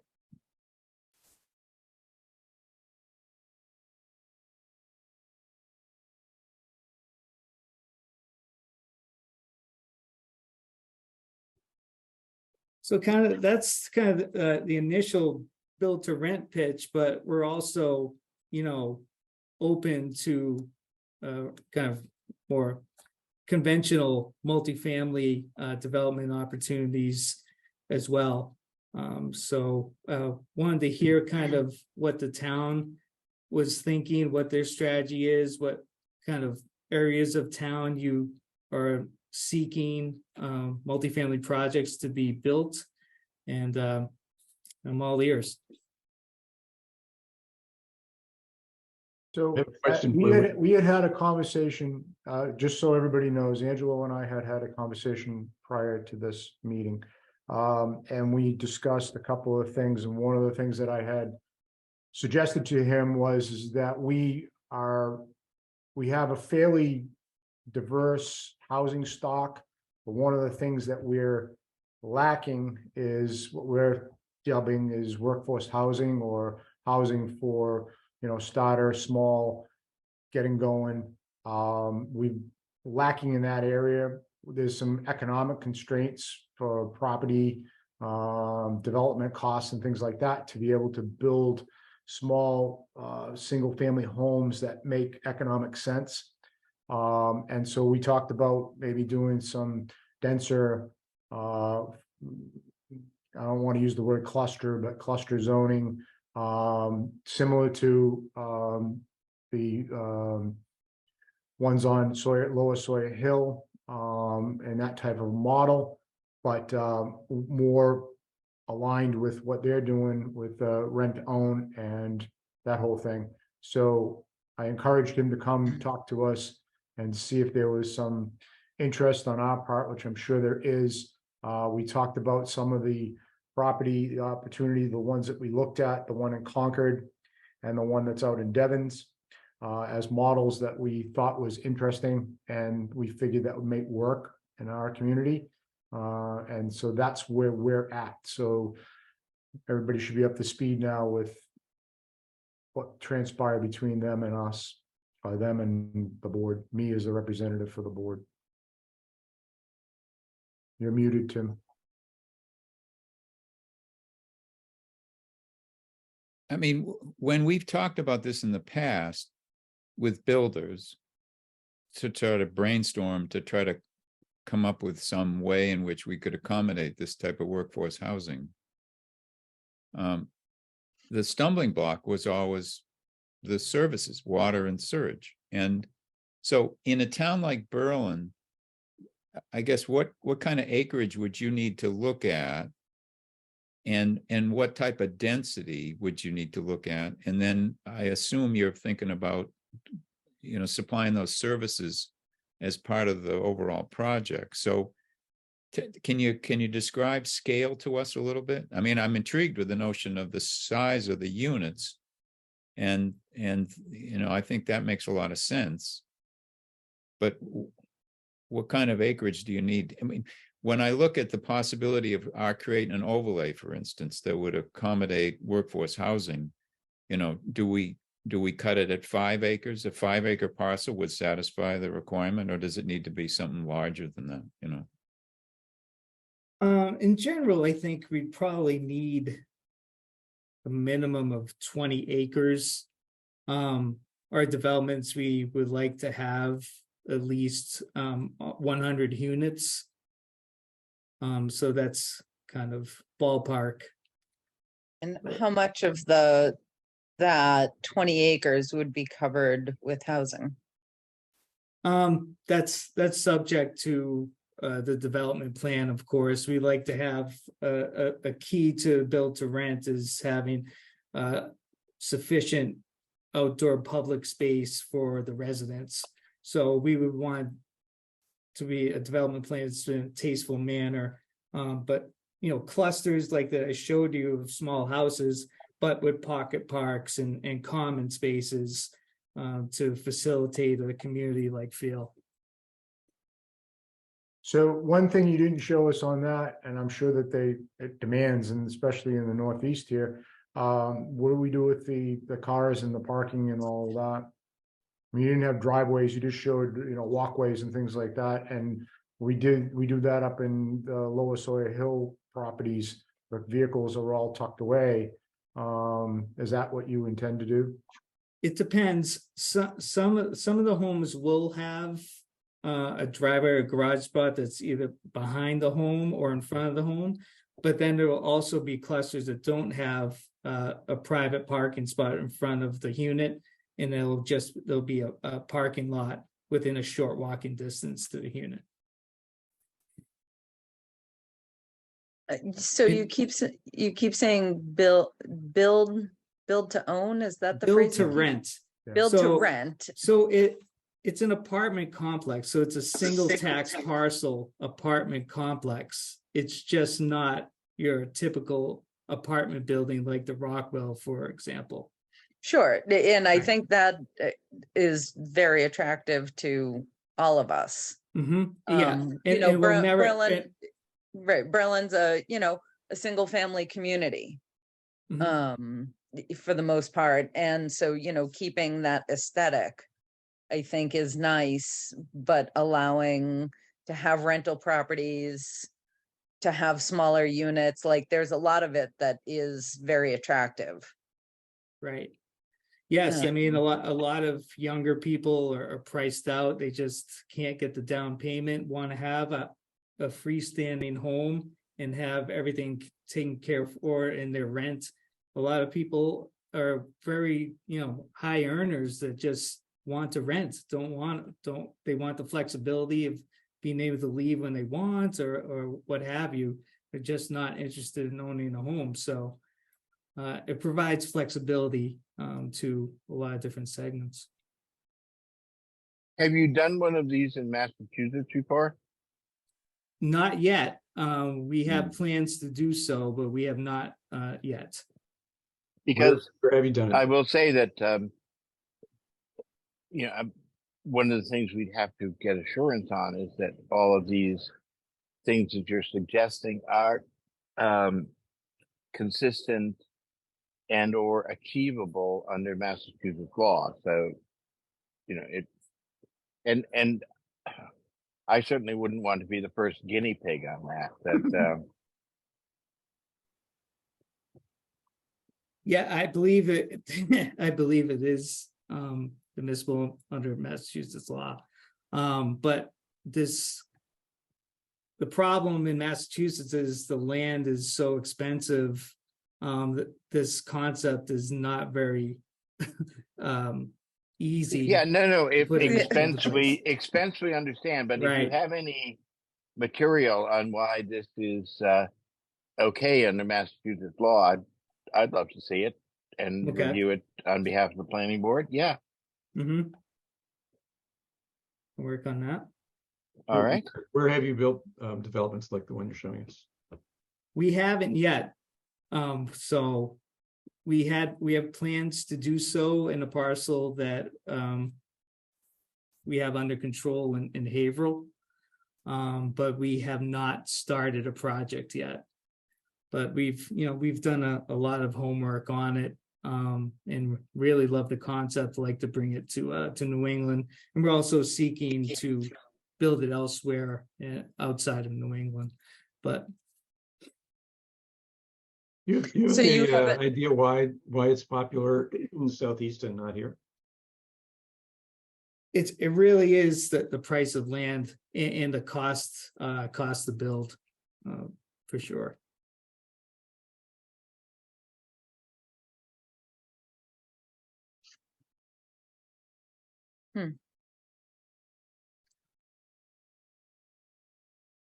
I think there'd be a lot of interest, especially, you know, from the feedback that we got at our forums. I know people looking for those cottage type of developments. I think that there'd be some traction here in this town. Remember, it's. for But- rent. They're Yeah, not but I think, purchase. we've talked about some threshold issues that you need to address. And if Mhm. you're doing Haverhill, you'll work through those, and we'd be very interested in the result of that. Mhm. Well, Haverhill, their Haverhill project, and correct me if I'm wrong, Angelo, it's way denser than what we're entertaining, right? No, I understand, but just the fact that they could create it under the existing Massachusetts legal structure is helpful to us. What, you keep saying that, Thomas, what are you alluding to? Do you have something in mind that makes this not legal? Or you think that might not be legal? No, all I'm saying is that it has many contacts with many aspects of the law, zoning, land use, etc. And there can be bumps in the road on that. And So what's the difference between what they did down at Lower Sawyer Hill, other than their owner occupied versus rental? That would be any different? I'm not sure there is any difference. All Okay. I'm saying is that I think given this board and the other things that we're dealing with, if those initial questions like, oh, okay, this is like good under Massachusetts law, we don't have a problem and we don't have to worry about it, would make us a more favorable board to look at than if we were the person to sort of be the front line on confirming those issues. That's all I'm saying. Okay. Yeah, I wouldn't see it being any different from any other multifamily project. Being that it's a single tax parcel, we'll never be parsing off any of these to be individually sold. It's the whole kit and caboodle to be sold. So. Well, we Yeah. have a restriction on the lot anyways, which would, preclude that. Mhm. And all I'm saying is if there's a model for doing that and you develop that in Haverhill, to come to us with a model and saying this works, this is what somebody else has done. I think what you're hearing is that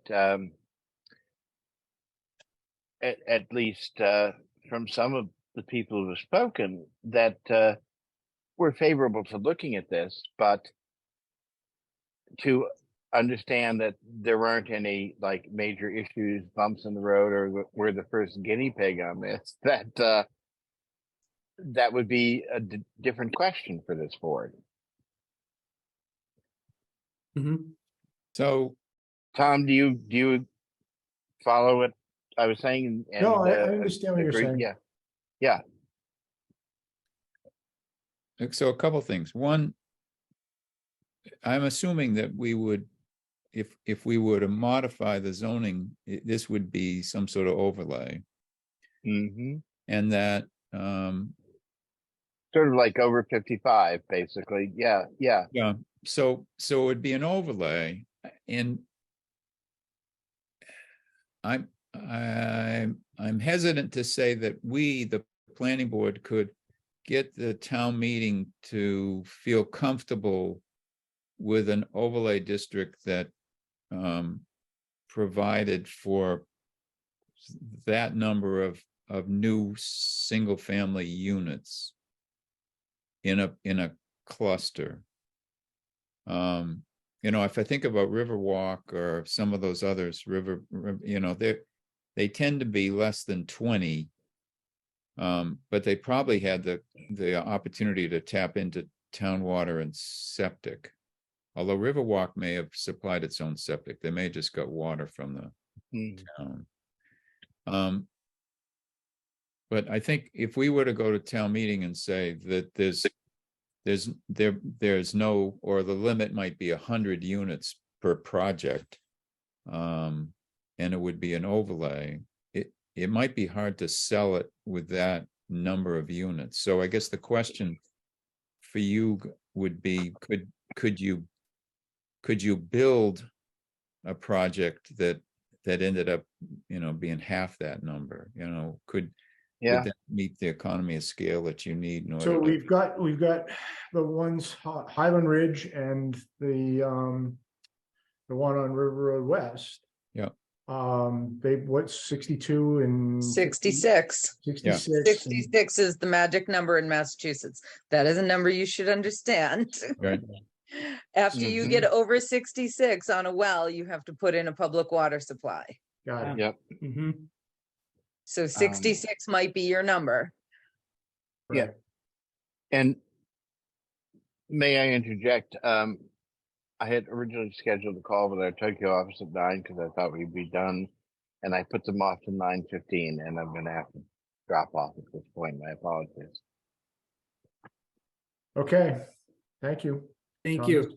you. But no, I just, he's No. bailing, we don't have to bail. So, Mhm. so I think agree, I think that, that has merit, that we should at least look into whether Yeah. you make a 66 unit development, and then you guys tell us how many acres that you would need to support that. And do what you need to do in order to make it sellable or marketable, and whether that works. Because So if that's the case, I think that we've got precedent in the town to say, you've got these type of developments already. It's not a stretch to be able to do something like this, and this is what needs to be done to make economic sense and make it viable. It almost seems as though we've got a 20-acre requirement on the senior overlay district as a minimum acreage. So, there's a lot of parallels, like you're suggesting, that would follow through. The other component is affordability, and these would certainly satisfy the opportunity for the town to throw units onto the subsidized housing inventory, which is important to us. But as rental units, I guess what we'd want to explore, and because this is what happened with Riverbridge, the apartments that are there that are rental, the component that's part of the 40B, which was a friendly 40B with the town, have 84 units, 21 are affordable, but all 84 count. And if these were to be Oof. rental, and there were, Used by let's the say, state the same 66 way. to fit into that, Yeah, and whatever it was, 18 ended up being affordable to meet the subsidized housing inventory requirements, all 66 might count, which again would be a big plus for the town. So that's something for us to investigate some more too. Sure. Mhm.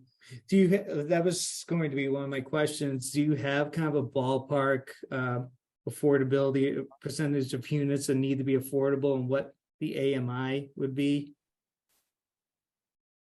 So the town right now is at 17%. In fact, Emily's in the audience. We can drag her into Yes. the conversation if you want.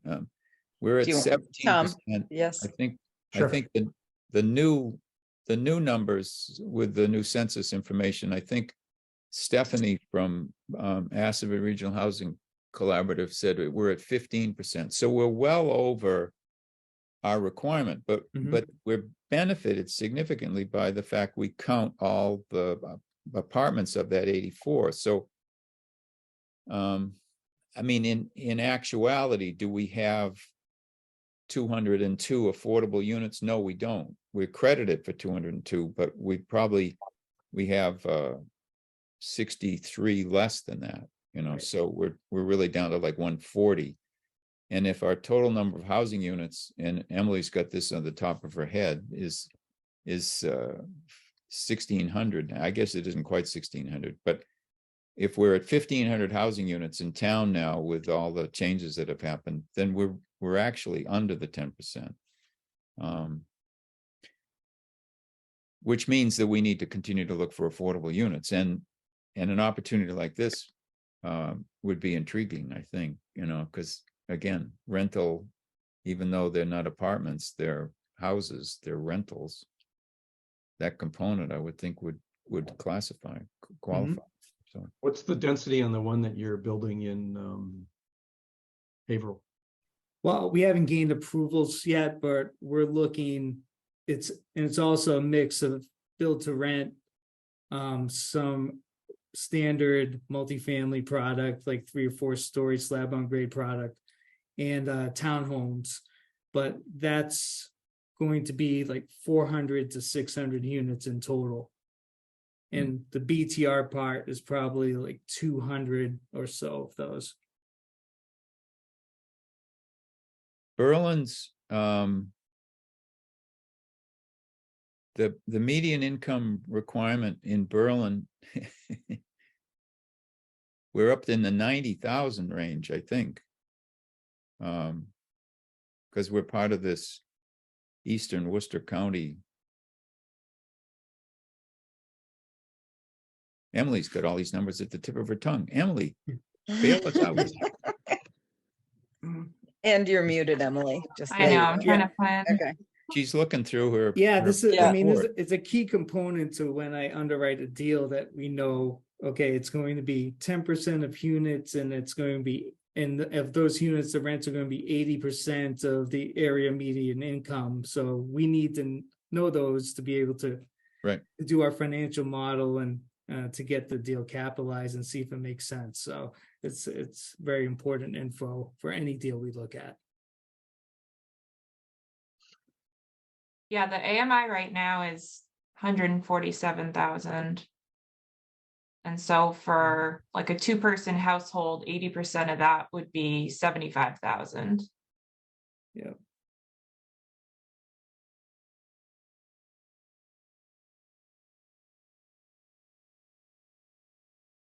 I also wanted to mention while I'm on here, that I got funding through DLTA to work on a model bylaws for cottage housing zoning. So I'm happy to work on something for you all if you want to.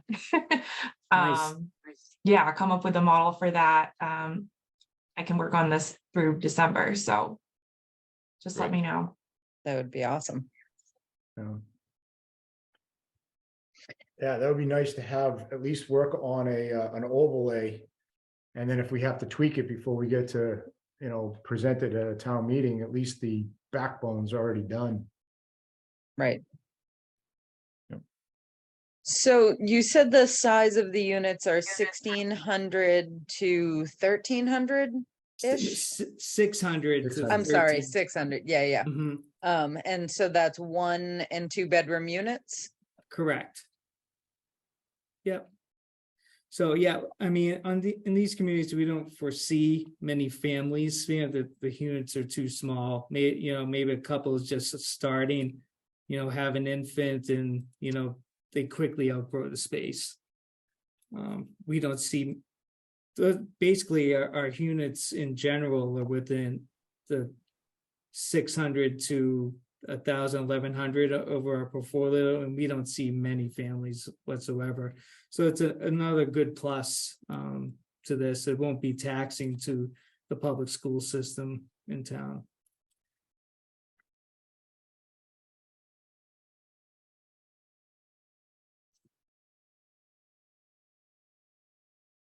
I'm excited. And I think particularly with Emily's help, we can, like Thomas has said, let's look at what you develop in Haverhill to see what some of the superstructure looks like, and then refine it to satisfy some of the needs here in town. Okay.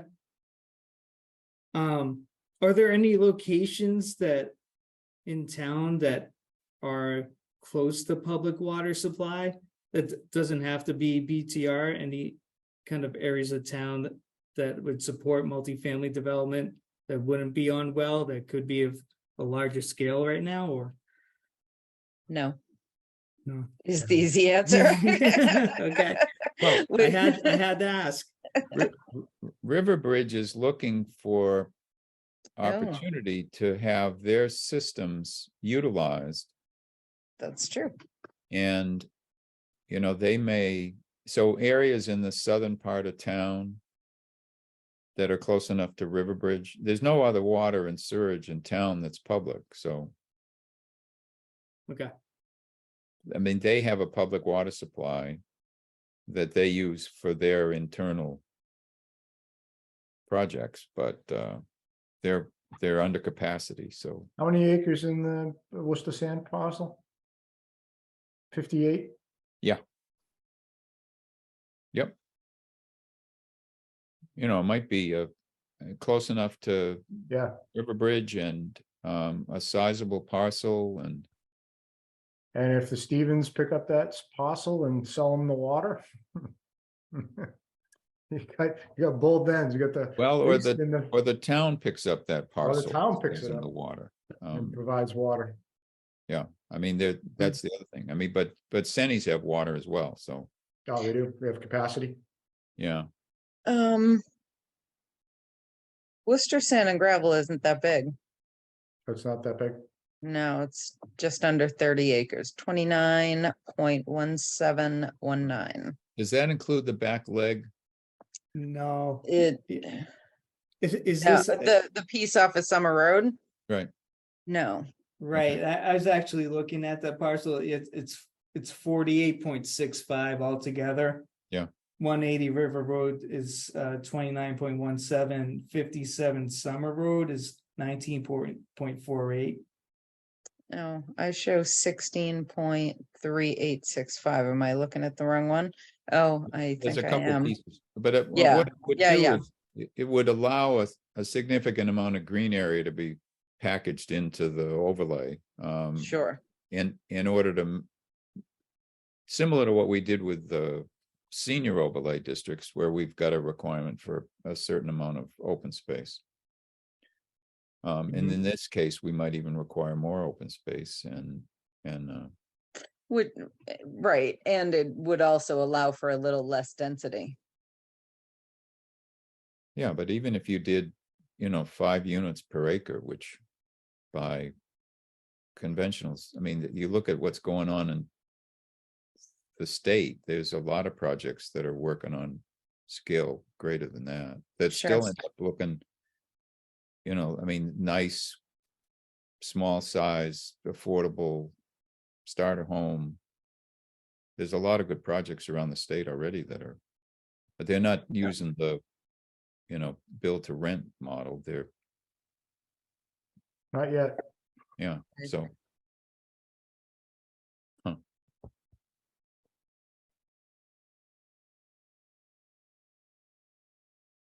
Nice.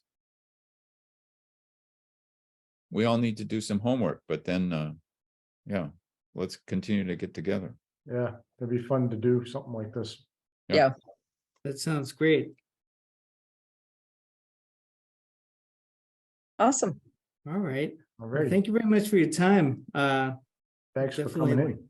Yes, definitely like to speak again in the future, and appreciate you having me, and I'm glad that built a little bit of an excitement for the project type. So Sure. No problem. Tell Glenn Okay. you said hello. I will. Well, Thanks, Alrighty, everyone. Good Have a night. nice night. Good night.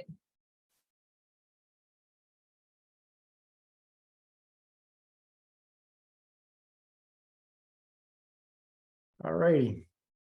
We're only 27 minutes late, Emily, and I apologize, but we got backed up. But Tim's Okay. still awake, so we're okay. Yeah, Tom's not though. worry about that guy, Jay. So what's happening, Emily? Well, hopefully everyone got a chance to take a peek at the draft that I sent out. So I just figured I'd talk a little bit about it. If you have any questions or anything, let me know. Basically incorporated a lot of the text that was in the 2017 plan, but then some updated information and data, things that have changed since 2017. A lot of the goals were kind of the same, but then added a few new ones in. Let's see, it's kind of a longer document, but hopefully it's not too challenging of a read, making it through all that data and charts and everything. I did my best to try to make it flow really nicely. So just let me know if there's any inaccuracies, anything that stood out that needs clarifying, more context. or feel free to just like email me some edits if you don't have anything at the moment. I had a few questions too, but I'll let you go first. Your initial thoughts on the update. I loved it. And Awesome. I've got a couple pages of little notes, most are just tiny little things. Eloise did send along a thought about the inclusion of the Assabet Regional School as another entity in our school network that I don't think got mentioned in the body of your work. So that was something that she took notice of.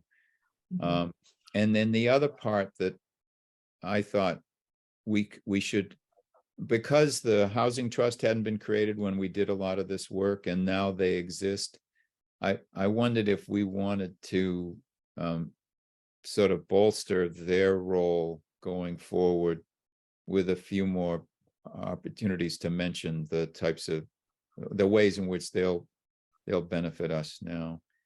And we do have, of course, we've hired the housing coordinator now through the commission. So it would just make the document more timely if a few edits were made that sort of put those things into perspective, I guess. But I'll send you those tomorrow. But Perfect. most of it's just little stuff. Awesome. There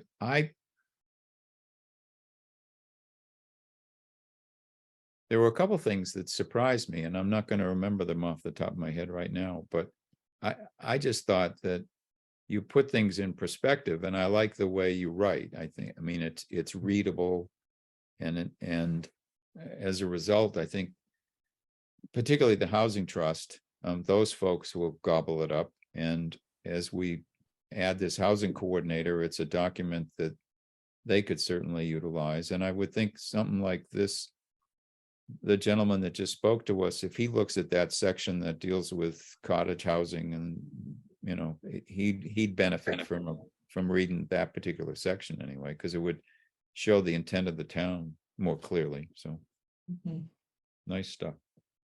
Great, thank you. Yeah, I'm really excited for our regional housing coordinator to start. Yeah, it's going to be great to have her on staff, and it's going to be so helpful to the participating towns.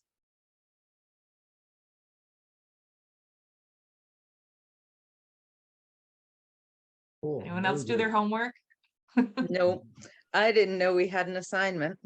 Well, after Tim's sales pitch, I'm definitely reading it. Right? Well, when you look at all that documentation in the beginning about where we are in terms of income, where we are in terms of education, you know, workforce, where people, all that sort of stuff, it just, you know, it helps put things in perspective again. And and then you begin to dig into some of the initiatives that we want to look at. And like you said, some of those that have been on our list for a while, but others are new initiatives. And, you know, it's the types of things that we've been talking to you about. So, you know, I get it. We've been working on housing for so damn long that to be in the position we're in now, where we really control our destiny in ways, and we can have a conversation like we just did with that gentleman, that's great stuff. I mean, that's where we want to be, proactive rather than reactive, you know, so it's good. We can plan. We're planners. Yeah. So should we put Emily on for next meeting or a couple meetings away to get it again? Yeah, as soon as possible would be great for me, because I want to get this, we got to get, when you're comfortable with it, the planning board will vote to approve the plan, and then the select board has to vote to approve the plan, and then I can send it to the state for approval. So What's the deadline for the it's a state? process. What's the deadline for the state? No really deadline for the state. Okay. Yeah. I mean, the nice thing for us is that because we're over the 10%, the requirement of having the housing production plan in place and updated isn't as much of a problem for us, as I understand it. Whereas if we were below 10%, the state might be saying to us, you know, well, you don't have a plan, so what is your plan? You know, how do you intend to deal with this issue that you've got? Whereas we're in good shape. Cool. Eloise is in the crowd still, isn't she? She is. I don't know if she had, I know she wanted to mention the Assabet thing, but I don't know if she had some other stuff since she's had a chance to read it more fully. She's not raising her hand, so She's not. she's silent. All right, we gave her a chance though. So I'll send you my notes tomorrow. I'll send them to everybody. Then everybody knows Awesome. what I said. And we can put her on the agenda for the next meeting? Yeah. Cool. Be great. Thank you. Cool. I had a few questions, but I could just include those in an email also to you all, and then we can just talk about it at the next meeting, and then everyone can come prepared if it's something that you need to do a little research on. I think that's probably the best use of time. Okay. Tell us though about the DLTA project, and is there anything formally that we need to do? Do you want a letter from us that says we're interested in being a participant? No, What I is already got the letter. what from you does all. that stand for? So district local technical assistance, the state gives us, the commission, $270,000 a year, plus they gave us some additional money this time around for helping towns with grant writing. But then lots of times the staff, driven by some interest that generate in the communities, comes in with a joint proposal between communities and the staff, and then they get approved, and the projects, they might get $10,000 or $20,000 for the staff to work on in this case, it's cottage housing. It was the Center Village study was initially, those projects were earmarked from DLTA money. I mean, there's lots and lots of projects, boards of health projects, and we're doing projects for towns all over the region now. The 40 towns that are in the region are getting benefited by the DLTA money on an annual basis. So Awesome. Thank you. Yeah, this one was one I'm really excited to do, because as I've been doing these plans, cottage housing keeps coming up. People really like the idea of having their kind of single family house, but having it clustered around like some kind of open space, community garden, something like that. So put together a proposal for DLTA. I think it's like $10,000 to come up with, do some research, talk to some developers, maybe hold like a community forum or something, or a handful of them. So if you're interested in maybe doing that in the fall, I can also talk about that at the next meeting. And coming up with model bylaws that would work to allow this style of housing. So I was really excited that Angela was on this call. I definitely want to follow up with him, get some thoughts from him on doing this in Massachusetts and maybe some other towns too. So yeah, I forget which ones are also in this. I think it's Sturbridge, Sutton, a few others. Yeah. Awesome. Yeah, it would be great to have a forum to, and then also have some pictures. You know, it's a little less abstract with Anthony, you know, being around than it might be otherwise. Yeah, definitely want to look at some success stories, what has worked well, especially in towns that are similar to like our smaller central Massachusetts towns. Yeah, because it can work, and somewhere that's totally Concord different, is great, but yeah, it's different. Yeah. It is. Yeah, It'd be easier to find that down south, because I know there are a lot of these down south. right. Well, you know, one of the things, because Tim and I occasionally talk about tiny homes. One of the hard things about a tiny home or even a smaller home is winter can be long in 600 square feet. You know, so I think that's probably why it's not quite as popular, but winter isn't as long as it used to be either, so. Yeah, there's some developments like in the Carolinas where they're larger than that.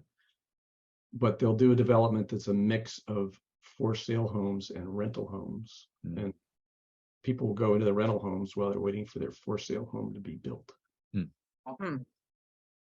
And I know there's several of them. Anyways. Right, but then once everything's built, there's still the Yeah, I'm for not rent, sure what's the outcome, whether it's gonna stay that way or. right? Mm. Well, we can force that. Maybe. Ooh. Yeah. I mean, their Keeping vision, me I awake think his now. vision, he stated his vision well. It's a apartment complex that's flat and spread out, right? Horizontal. Single, yeah, it's a Yep. single owned, Mhm. run by management company, and it would be like But River, that somebody would build it, somebody would then buy it and operate it. But just the idea of the no shared walls is nice. Yep.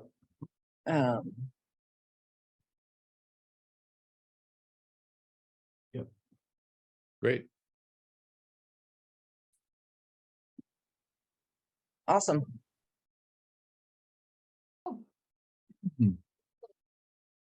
Good, okay. It's the end of our agenda. That is the end of our agenda. Nice job. Only, Jay, what was your timeline? End at 9:15? Tom, who usually is so good at getting us in on time. No, 9:20, so I'm 20 minutes Not 9:20. late. only that, Not the too minute's bad. already 3 pages, so that's, What? we have a 2-page limit. 2-page No, limit. you We have a also- We 2-page also dropped the limit. sign, we also dropped the sign, so we picked up 15 minutes, so. Yep. I'm really like, And the rail trail report. the rail trail report was minimized, yes, yep, so. I told you that in your recommendation, when you asked about timeline. I'm like, maybe 5 minutes. But our car wash discussion fit perfectly in the 15 minutes that was allotted. Yep. Emily, don't you think we should have more car washes, like one in Berlin? No. I'm getting a new car wash down the street for me on Park Ave, so that's pretty exciting. She's excited. In Worcester. But is it really exciting? Is it more exciting than a fancy Dunkin' Donuts? Oh, I would love a Nuggets. new Dunkin'. See? Or you get your Dunkins while your car is going through the car wash. Like, why not both? A little soggy though.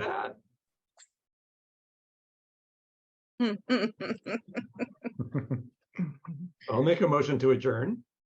I will second that. And there's no discussion, so I'll ask you to vote. Jay Teach, Aye. Timothy Wheeler, Aye. Carolyn, Aye. Emily, Tom Sanford, aye.